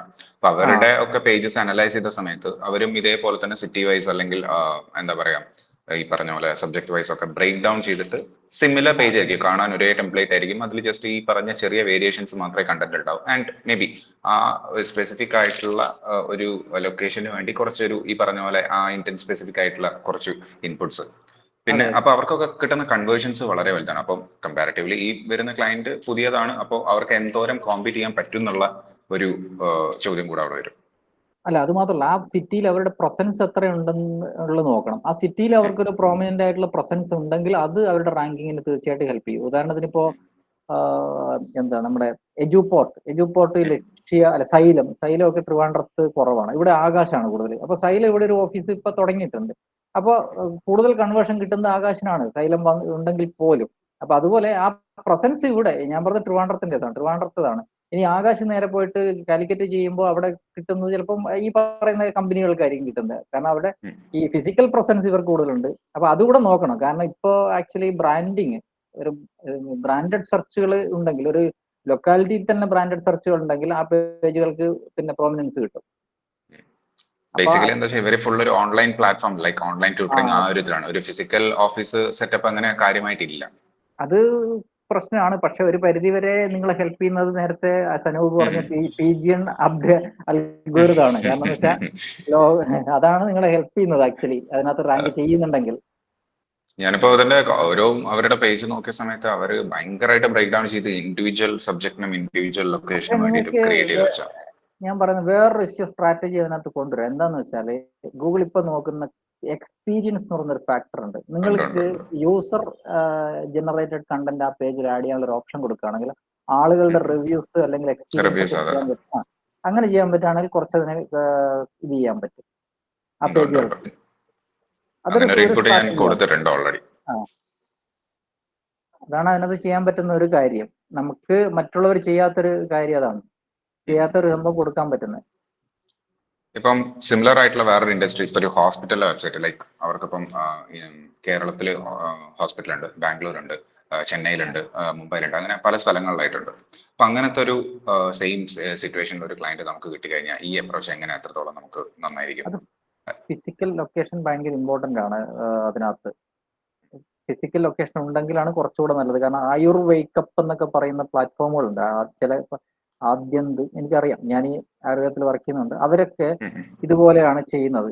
ആക്ച്വലി അവർക്ക് ഒരു സെൻട്രലൈസ്ഡ് ആയിട്ട് ഒരു പിന്നെ ഇത് മാത്രമേ ഉള്ളൂ, ഒരു എന്താ പറയാ, ഒരു ആക്ച്വലി ഒരു ഹോസ്പിറ്റൽ സെറ്റപ്പ് അല്ലത്. അവര് ഈ പിന്നെ ഹോസ്പിറ്റൽ അല്ല, അവരൊരു എസ്റ്റാബ്ലിഷ്മെന്റ് ആണ്, ഒരു ഓർഗനൈസേഷൻ. ഇതുപോലെ ഹെൽത്ത് കെയർ സർവീസ് പ്രൊവൈഡർ എന്ന് വേണേൽ വിളിക്കാം, ഹോസ്പിറ്റൽ അല്ല. അവരിതുപോലെ പല സ്ഥലങ്ങളിലും പിന്നെ മെയിൻ ആയിട്ട് നോക്കിയിട്ടുള്ള നമ്മുടെ ഈ ആസ്റ്റർ ഹോസ്പിറ്റലിലായിരുന്നു. അവരുടെ ഒരു സിമിലർ ഇതായിട്ട് വരും. ആസ്റ്ററിന് ഭയങ്കര ബ്രേക്ക് ഡൗൺ ചെയ്തിട്ട് അവരും കുറെയൊക്കെ പ്രോഗ്രാമാറ്റിക് കഴിഞ്ഞാൽ നോക്കിയ സമയത്ത് ഭയങ്കരമായിട്ട് ബ്രേക്ക് ഡൗൺ ചെയ്ത് ഓരോ ഡോക്ടേഴ്സ്, സ്ഥലത്തുള്ള ഡോക്ടേഴ്സ് അവരുടെ സ്പെഷ്യാലിറ്റി അല്ലെങ്കിൽ ഇത് അത് ചെയ്യാൻ പറ്റും. ആസ്റ്റർ, കാരണം ഈ YMYL കാറ്റഗറിയിലേക്ക് വരുമ്പോഴേക്ക് ഇവരുടെ ഈ പറയുന്ന അതിന്റെ പിന്നെ എന്താ ഡോക്ടേഴ്സ് അത്തരം ആളുകൾ, ആസ്റ്ററിനത് ഈ പറഞ്ഞ പോലെ ചെയ്യാൻ പറ്റും. കാരണം ആസ്റ്റർ എന്നുള്ള ഫിസിക്കൽ എൻറ്റിറ്റിക്ക് ഭയങ്കരമായ റെലവൻസ് ഉണ്ട്. അത്രയും ഡോക്ടേഴ്സിനെ വെക്കുമ്പോൾ തന്നെ മെഡിക്കൽ എക്സ്പേർട്സ് എന്നുള്ള രീതിയിൽ എന്താ ഇവരുടെ ഫസ്റ്റ് ഹാൻഡ് എക്സ്പീരിയൻസ് എത്രയാണെന്നോ, എവിടെയാണ്, ഏത് മേഖലയിലാണ്, അതായത് ഈ ഡോക്ടേഴ്സിന്റെ. ഇപ്പോൾ ട്രിവാൻഡ്രം ലൊക്കാലിറ്റിയിലുള്ളതാണെങ്കിൽ ആസ്റ്റർ മെഡിസിറ്റിക്ക് അവരുടെ ഫസ്റ്റ് ഹാൻഡ് എക്സ്പീരിയൻസ് അല്ലെങ്കിൽ അവരുമായിട്ട് ബന്ധപ്പെട്ട കാര്യങ്ങൾ അവിടെയാണെന്നുണ്ടെങ്കിൽ അതിനൊരു ഇത് കിട്ടും. പിന്നെ ആസ്റ്റർ എന്നുള്ളതിന് ബ്രാൻഡ് വാല്യൂ ഭയങ്കര കൂടുതലാണ്. അപ്പൊ അത് വലിയൊരു ഇതാണ്. പക്ഷെ ഞാൻ ഈ ആ മെഡിക്കൽ ഫീൽഡിൽ വർക്ക് ചെയ്യുന്നതുകൊണ്ട് ഞാൻ പറയാം, ചെറിയ വെബ്സൈറ്റുകളെ നമ്മൾ രക്ഷിച്ചെടുത്തിട്ടുണ്ട് പല കാര്യങ്ങളും ചെയ്തിട്ട്. കാരണം ഈ അവർ ഫോക്കസ് ചെയ്യുന്ന കാര്യങ്ങളല്ല നമ്മൾ ചെയ്യുന്നത്. നമ്മൾ ചെയ്യുന്നത് ഇന്റന്റ് കംപ്ലീറ്റ് ആയിട്ട് മാറ്റി പിടിക്കും, സ്പെസിഫിക് എൻക്വയറികളിലേക്ക് പോവും. പിന്നെ ചിലപ്പോ ഡിസീസിന്റെ വളരെ ഇതായിട്ടുള്ള, അതായത് ചില ഹോസ്പിറ്റലിൽ നിന്ന് മാറാൻ പറ്റാത്ത രീതിയിലുള്ള ചില ഇതിലേക്ക് വളരെ കോംപ്ലിക്കേറ്റഡ് ആയിട്ടുള്ള അല്ലെങ്കിൽ ഓരോ സ്റ്റേജുകൾ കോൺസെൻട്രേറ്റ് ചെയ്യും. പല സംഭവങ്ങളും ചെയ്തിട്ടാണ് നമ്മൾ ഈ ചെറിയ ഹോസ്പിറ്റലുകളെ രക്ഷിച്ചെടുക്കുന്നത് ഈ ഇത്തരം സിനോറിൽ. കാരണം നമുക്കറിയാം പ്രോഗ്രാമാറ്റിക് SEO അല്ലെങ്കിൽ ഇതുപോലെ വന്നു കഴിഞ്ഞാൽ ട്രാഫിക് ഒക്കെ കൊണ്ടുപോകും അവര്. പക്ഷെ ആ സമയത്ത് ഇനി അങ്ങോട്ട് അത് എത്രത്തോളം വിജയിക്കുന്ന അറിയില്ല. യുണീക്ക് എക്സ്പീരിയൻസ് കൊടുക്കാത്ത വെബ്സൈറ്റുകൾക്ക് പിടിച്ചേക്കാൻ പറ്റുമെന്ന് എനിക്ക് തോന്നുന്നില്ല. എൻ്റെ ഒരു ഫീലിംഗ് ആണ്. കാരണം നമ്മൾ സ്മോൾ ബിസിനസ്, അതായത് ചെറിയ ചെറിയ ഹോസ്പിറ്റലുകൾക്കാണ് ഞാൻ എപ്പോഴും ചെയ്യുന്നത്. വലിയ ഇതുണ്ട്, പക്ഷെ എന്നാൽ പോലും അത്ര വലിയ ബ്രാൻഡ് അല്ല. ഇപ്പൊ ആസ്റ്റർ പോലെ എന്നുള്ള ബ്രാൻഡുകൾക്ക് ഞാൻ ചെയ്തിട്ടില്ല. പക്ഷെ അവരോട് കോമ്പറ്റ് ചെയ്യുമ്പോൾ നമുക്ക് തോന്നുന്നുണ്ട്, ഇപ്പൊ സോമതീരത്തോട് നമ്മൾ കോമ്പറ്റ് ചെയ്യുന്നു. ആസ്റ്റർ അല്ല, വേറെ ഇൻഫെർട്ടിലിറ്റി ഇതുണ്ട്, അതിനോട് നമ്മൾ കോമ്പറ്റ് ചെയ്യാറുണ്ട്. അപ്പോ കിംസിനോട് നമ്മൾ കോമ്പറ്റ് ചെയ്യുന്നുണ്ട്. അപ്പൊ ആ സമയത്തൊക്കെ നമുക്ക് മനസ്സിലായിട്ടുള്ളത് അവരുടെ ഒരു ബ്രാൻഡ് വാല്യൂ ജനറൽ കീവേഡുകളിൽ നമ്മളെ ഔട്ട് റാങ്ക് ചെയ്യാറുണ്ട് അത് വെച്ചിട്ട്. പക്ഷെ സ്പെസിഫിക് ആയിട്ട് വരുമ്പോൾ നമ്മൾ എത്രത്തോളം ഒപ്റ്റിമൈസ് ചെയ്യുന്നോ അത് വെച്ചിട്ടാണ് നമ്മൾ ചെയ്തിട്ട് അവരെ ചെയ്യുന്നത്. പക്ഷെ അവരതിനകത്ത് ശ്രമിച്ചിട്ട് അവർക്ക് നടന്നിട്ടില്ല. കംപ്ലീറ്റ് ആയിട്ട് പറയാൻ പറ്റില്ല, കാരണം നമ്മളുടെ ഒരു എന്താ പറയാ, അറിയാലോ, SEO സ്ട്രാറ്റജിയും കൂടിയാണ്. പിന്നെ ഇതിലേക്ക് വരുന്ന സമയത്ത് നമുക്ക് യൂസ് ചെയ്യാൻ പറ്റുന്ന അഡ്വാൻസ്ഡ് ആയിട്ടുള്ള ഏതെങ്കിലും സ്ട്രക്ചർ ഡാറ്റ സജസ്റ്റ് ചെയ്യാനുണ്ടോ? സ്ട്രക്ചർഡ് ഡാറ്റ, അതായത് യൂസ് കേസ് നോക്കിയാലേ നമുക്ക് പറയാൻ പറ്റൂ. ഇപ്പോൾ ഹോസ്പിറ്റലൊക്കെ ആണെങ്കിൽ നമ്മൾ യൂസ് ചെയ്യേണ്ടത് ഇപ്പൊ ഹോസ്പിറ്റൽ സ്കീമയുണ്ട്, ഓദർ സ്കീമ. കാരണം എന്ന് വെച്ചാൽ അറിയാലോ, ഇന്ന് എനിക്കൊരു ക്ലാസ് ഉണ്ട് ആക്ച്വലി മെഡിക്കൽ കണ്ടന്റ് റൈറ്റേഴ്സിന് വേണ്ടിയിട്ട്. എനിക്കൊന്ന് സനൂപ് പങ്കെടുക്കുന്നുണ്ട് അതിനകത്ത്. 10 പേർക്കേ ഉള്ളൂ ആക്ച്വലി. എന്നാലും അതിനകത്ത് നമ്മൾ പറയാൻ പോകുന്ന പ്രധാനപ്പെട്ട കാര്യം ഇത് തന്നെയാണ്. ഞാൻ അതിന്റെ റെക്കോർഡിംഗ് കിട്ടുകയാണെങ്കിൽ ഗ്രൂപ്പിൽ ഇടാൻ വേണ്ടി സാറിന്റെ അടുത്ത് കൊടുക്കാം. നമ്മൾ നോക്കുന്നത് ഓദർ പ്രൊഫൈൽ സ്കീമ, പിന്നെ മെയിൻ ആയിട്ട് നോക്കേണ്ടത് പബ്ലിഷിംഗ് പ്രിൻസിപ്പൽ സ്കീമ. ഗ്രൂപ്പിലിടാം. സാറ് റെക്കോർഡിംഗ് തന്നോളൂ. റെക്കോർഡിംഗ് ഉണ്ടെങ്കിൽ ഗ്രൂപ്പ് തരാം. പബ്ലിഷിംഗ് പ്രിൻസിപ്പൽ സ്കീമ എന്ന് പറഞ്ഞൊരു സംഭവമുണ്ട്.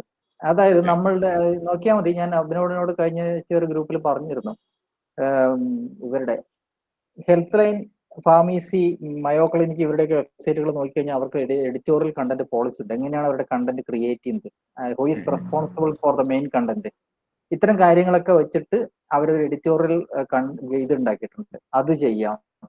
പിന്നെ മെഡിക്കലി റിവ്യൂഡ് എന്ന് പറഞ്ഞിട്ടുള്ള സ്കീം ചെയ്യാം. പിന്നെ എബൌട്ട് സ്കീമ, അതായത് ചില പിന്നെ ഡിസീസസ് ഉണ്ടാവുമല്ലോ. ഇപ്പൊ മെഡിക്കൽ ഇതിനകത്തുള്ള പല എൻറ്റിറ്റീസും ഗൂഗിളിന് ചിലപ്പോൾ അറിയണമെന്നില്ല. അപ്പൊ അത് വിക്കിപീഡിയയിൽ ഉണ്ടെങ്കിൽ അല്ലെങ്കിൽ വേറെ എവിടെയെങ്കിലും ഉണ്ടെങ്കിൽ നിങ്ങൾക്ക് സെയിമേഴ്സ് ആ സംഭവങ്ങൾ ഉപയോഗിക്കാം, എബൌട്ട് സ്കീം ഉപയോഗിക്കാം, ഇത്തരം സ്ട്രക്ചേർഡ് ആയിട്ട് ഉപയോഗിക്കാം. അതാണ് കുറച്ചുകൂടെ ഇത്. ഓക്കെ. ഇത്തരം കാര്യങ്ങളൊക്കെ ഉപയോഗിക്കുമ്പോൾ കുറെ ഒരു ഇതുണ്ടാവും. പിന്നെ എപ്പോഴും ഈ പറയുന്നത് തന്നെ, ഞാനത് ഇന്നത്തെ ക്ലാസ്സിൽ പറയാനിരിക്കുന്ന സംഭവമാണ്, ഗൂഗിളിന് ഒരു ഓദർ ക്ലാസിഫിക്കേഷൻ എന്ന് പറഞ്ഞൊരു സംഭവമുണ്ട്. ഗൂഗിളിന് ഒരു വെബ്സൈറ്റ് റെപ്രസെന്റേഷൻ വെക്ടറും ഉണ്ട്. അതായത് ഗൂഗിള് 3 കാറ്റഗറിയിൽ വെബ്സൈറ്റുകളെ റെപ്രസെന്റ് ചെയ്ത് പിന്നെ ഡിവൈഡ് ചെയ്തിട്ടുണ്ട്, ക്ലാസിഫൈ ചെയ്തിട്ടുണ്ട്. ഒന്ന് A category, B category, C category. YMYL ആണ് കേട്ടോ. എ എന്ന് പറഞ്ഞാൽ അവരൊരു ത്രഷോൾഡ് വെച്ചിട്ട് ആ ത്രഷോൾഡിന്റെ താഴെ നിൽക്കുന്ന വെബ്സൈറ്റുകൾ, അതിനെയാണ് ബേസിക് വെബ്സൈറ്റുകൾ എന്ന് വിളിക്കുന്നത്. ആ ബേസിക് വെബ്സൈറ്റുകളിൽ ഈ ക്വാളിറ്റി റേറ്റേഴ്സ് ഗൈഡ് ലൈൻ പറയുന്ന ഈച്ച് ഫാക്ടേഴ്സ് ഒക്കെ മിനിമൽ ആയിരിക്കും. പിന്നെ ആ വെബ്സൈറ്റിന്റെ ഓവറോൾ അതോറിറ്റി മിനിമൽ ആയിരിക്കും. ഇത്തരം വെബ്സൈറ്റുകൾ ആക്ച്വലി ബേസിക് വെബ്സൈറ്റുകൾ എന്നാണ് വിളിക്കുന്നത്. അതിലെ കണ്ടന്റ് റൈറ്റേഴ്സ് ചിലപ്പോൾ ലേമാൻ ആയിരിക്കും, അല്ലെങ്കിൽ അപ്രന്റീസ് ലെവലിലുള്ള ആളുകളായിരിക്കും. ഇനി ആ ബെഞ്ച് മാർക്കിന് മുകളിലേക്ക് വരുന്ന വെബ്സൈറ്റുകളാണ് ബി ലെവൽ വെബ്സൈറ്റ് എന്ന് പറയുന്നത്. നമ്മൾ എപ്പോഴും സെർച്ച് ചെയ്യുന്ന സമയത്ത് ഹോപ്കിൻ, പിന്നെ എന്താ പറയാ മെഡിക്കൽ ന്യൂസ് ടുഡേ, WebMD, ഇത്തരം ഇത് കണ്ടിട്ടില്ലേ മെഡിക്കലില്? ഒരുപാടുണ്ട്. ഇവരൊക്കെ ആക്ച്വലി ബി കാറ്റഗറിയിലാണ്. ബി കാറ്റഗറിയാണ് മുകളിൽ, അതായത് ബെഞ്ച് മാർക്കിന്റെ മുകളിലാണ് അവര്. ബെഞ്ച് മാർക്കിന്റെ താഴെ വരുന്നത് എ കാറ്റഗറി. ഇനി സി കാറ്റഗറി ഉണ്ട്. അതെന്ന് വെച്ചാൽ പുതിയ വെബ്സൈറ്റുകൾ വരുന്ന സമയത്ത് ഇവരെപ്പോഴും എയും ബിയും ആയിട്ട് മാച്ച് ചെയ്ത് നോക്കും. എയിൽ മാച്ച് ആവാത്ത വെബ്സൈറ്റുകളെ അവർ പിന്നെ ബിയിലോട്ട് ഇടും. ബിയിൽ നോക്കിയിട്ട് ബിയിൽ മാച്ച് ആവുന്നില്ല എങ്കിൽ അതിന് പ്രത്യേകിച്ച് ഒരു കാറ്റഗറിയിലേക്ക് സി. പിന്നെ കാലക്രമേണ അത് ഏതിലെങ്കിലും മാച്ച് ആവുകയാണെങ്കിൽ എയിലോട്ടോ ബിയിലോട്ടോ മാറ്റും. അങ്ങനെ ഒരു പെൻഡിങ് സ്റ്റേജ് ആണ് സി എന്ന് പറയുന്നത്. ഇനി ഓദറിന്റെ ഇതെന്ന് പറഞ്ഞാൽ medical expert, apprentice, layman. Layman എന്ന് വെച്ചാൽ കോമൺ പീപ്പിൾ, അതായത് മെഡിക്കൽ നോളജ് ഇല്ലാത്ത കോമൺ ആയിട്ടുള്ള കണ്ടന്റ് റൈറ്റേഴ്സ്, അവരെയാണ് ലേമാൻ എന്ന് വിളിക്കുന്നത്.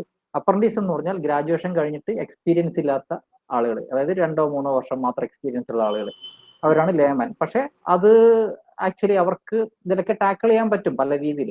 എക്സ്പെർട്ട് എന്ന് പറയുന്നത് MD ഡോക്ടേഴ്സ് ആണ്, MD ഉള്ള ആളുകൾ.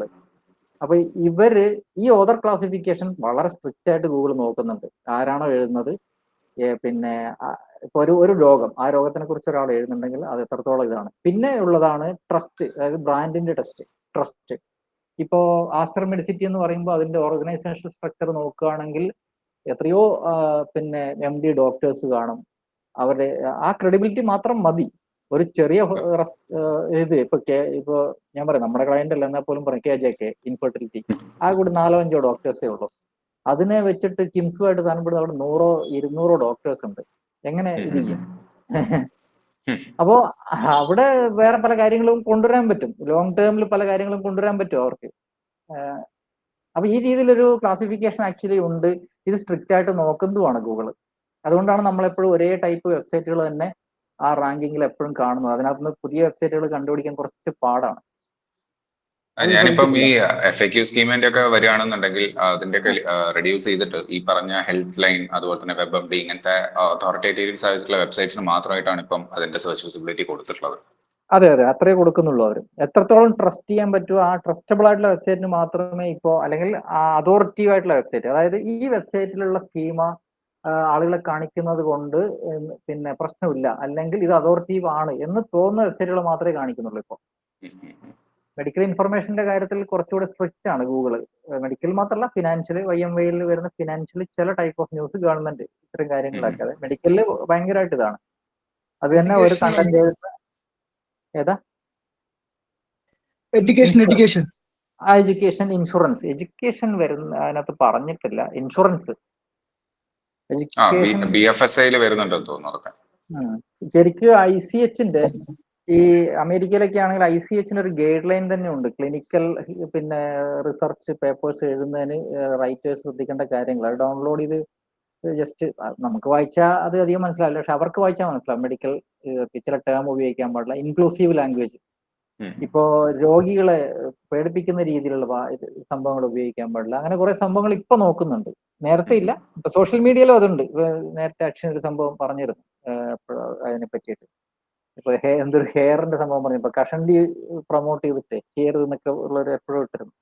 അപ്പൊ അത്തരം കാര്യങ്ങള് ഇപ്പൊ നമ്മളെ പേഴ്സണലി ഹരാസ് ചെയ്യുന്ന സംഭവങ്ങളല്ലേ നമുക്ക് ഇതുണ്ട്. അപ്പൊ ഒരു അസുഖമുണ്ട്. അപ്പൊ ആ അസുഖത്തിന്റെ സംഭവങ്ങൾ കൊണ്ട് മാത്രം നമ്മൾ സമൂഹത്തിൽ ഒറ്റപ്പെടേണ്ട ഒരാളല്ല. അപ്പൊ അത് ആർട്ടിക്കിൾ എഴുതുമ്പോൾ ചില കാര്യങ്ങളൊക്കെ ശ്രദ്ധിക്കാനുണ്ട്. ജപ്പാൻ, അമേരിക്ക, UK ഇത്തരം രാജ്യങ്ങൾ ഈ ICH, കൊറിയ ഉണ്ടെന്ന് തോന്നുന്നു, ദക്ഷിണ കൊറിയ, അവരും ഭയങ്കര സ്ട്രിക്റ്റ് ആയിട്ട് ഫോളോ ചെയ്യുന്നുണ്ട്. അവിടെയൊക്കെ ഈ വെബ്സൈറ്റ് എഴുതുമ്പോൾ ആ ഗൈഡ് ലൈൻ ഇല്ലാതെ എഴുതി കഴിഞ്ഞാൽ വെബ്സൈറ്റ് ചിലപ്പോൾ പ്രശ്നമാവാൻ സാധ്യതയുണ്ട്. നമ്മുടെയൊക്കെ വെബ്സൈറ്റ് ഉണ്ടല്ലോ ശരിക്കും ഹെൽത്തിന്റെ വെബ്സൈറ്റ് നിങ്ങൾ നോക്കിയാൽ അറിയാം, അത് അഡൽട്ട് എന്ന് അവർ ക്ലാസിഫൈ ചെയ്തിട്ടുണ്ടാവും. 13 ബിലോ ഉള്ള ഒരാളാണ് സെർച്ച് ചെയ്യുന്നതെന്ന് തോന്നിക്കഴിഞ്ഞാൽ അത് കാണിക്കില്ല. ഞാനൊക്കെ ചെയ്യുന്ന വെബ്സൈറ്റുകളൊക്കെ പിന്നെ അഡൽട്ട് ആയിട്ട് അവർ ക്ലാസിഫൈ ചെയ്ത് വെച്ചിട്ടുണ്ട്. നമ്മൾ വിചാരിക്കും ഈ ക്ലാസിഫിക്കേഷനൊക്കെ ഉണ്ടോ എന്നൊക്കെ വിചാരിക്കും, പക്ഷെ ഉണ്ട്. ശരിക്കും SEO എബിലിറ്റിയിലൊക്കെ ചെക്ക് ചെയ്താൽ മതി. SEO എബിലിറ്റി ടൂളിൽ ചെക്ക് ചെയ്താൽ അറിയാം. അതിൽ ഞാൻ കണ്ടിട്ടുള്ള ഒരു ഫീച്ചർ അത് മാത്രമാണ്. ഇതാണ് അതിന്റെ ഒരു ഇത്. നമുക്ക് വൈൻഡ് അപ്പ് ചെയ്താലോ? ഏകദേശം ഒരുപാട് 2.25 മണിക്കൂറായി. അതെ അതെ, okay okay. Okay, thank you. Thank you for your time.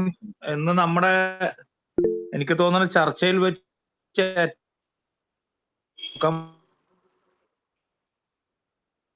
മണിക്കൂറിന്റെ അടുത്തായി. ഹലോ, അതെ അതെ അതെ അതെ അതെ. എന്തായാലും sir thank you for your time.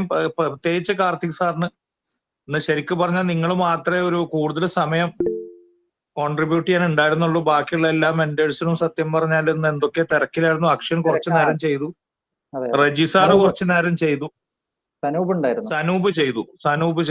സനൂപിന്റെ ശബ്ദം ഞാൻ ആദ്യമായിട്ടാണ് ഇവിടെ ചർച്ചയിൽ കേൾക്കുന്നത്. മുന്നേ ഗ്രൂപ്പിൽ കേട്ടിട്ടുണ്ട്. Okay, thank you very much for all your time. ഇനി അടുത്ത ഞായറാഴ്ച കാണാം. Thank you. Okay, thank you sir. Thank you.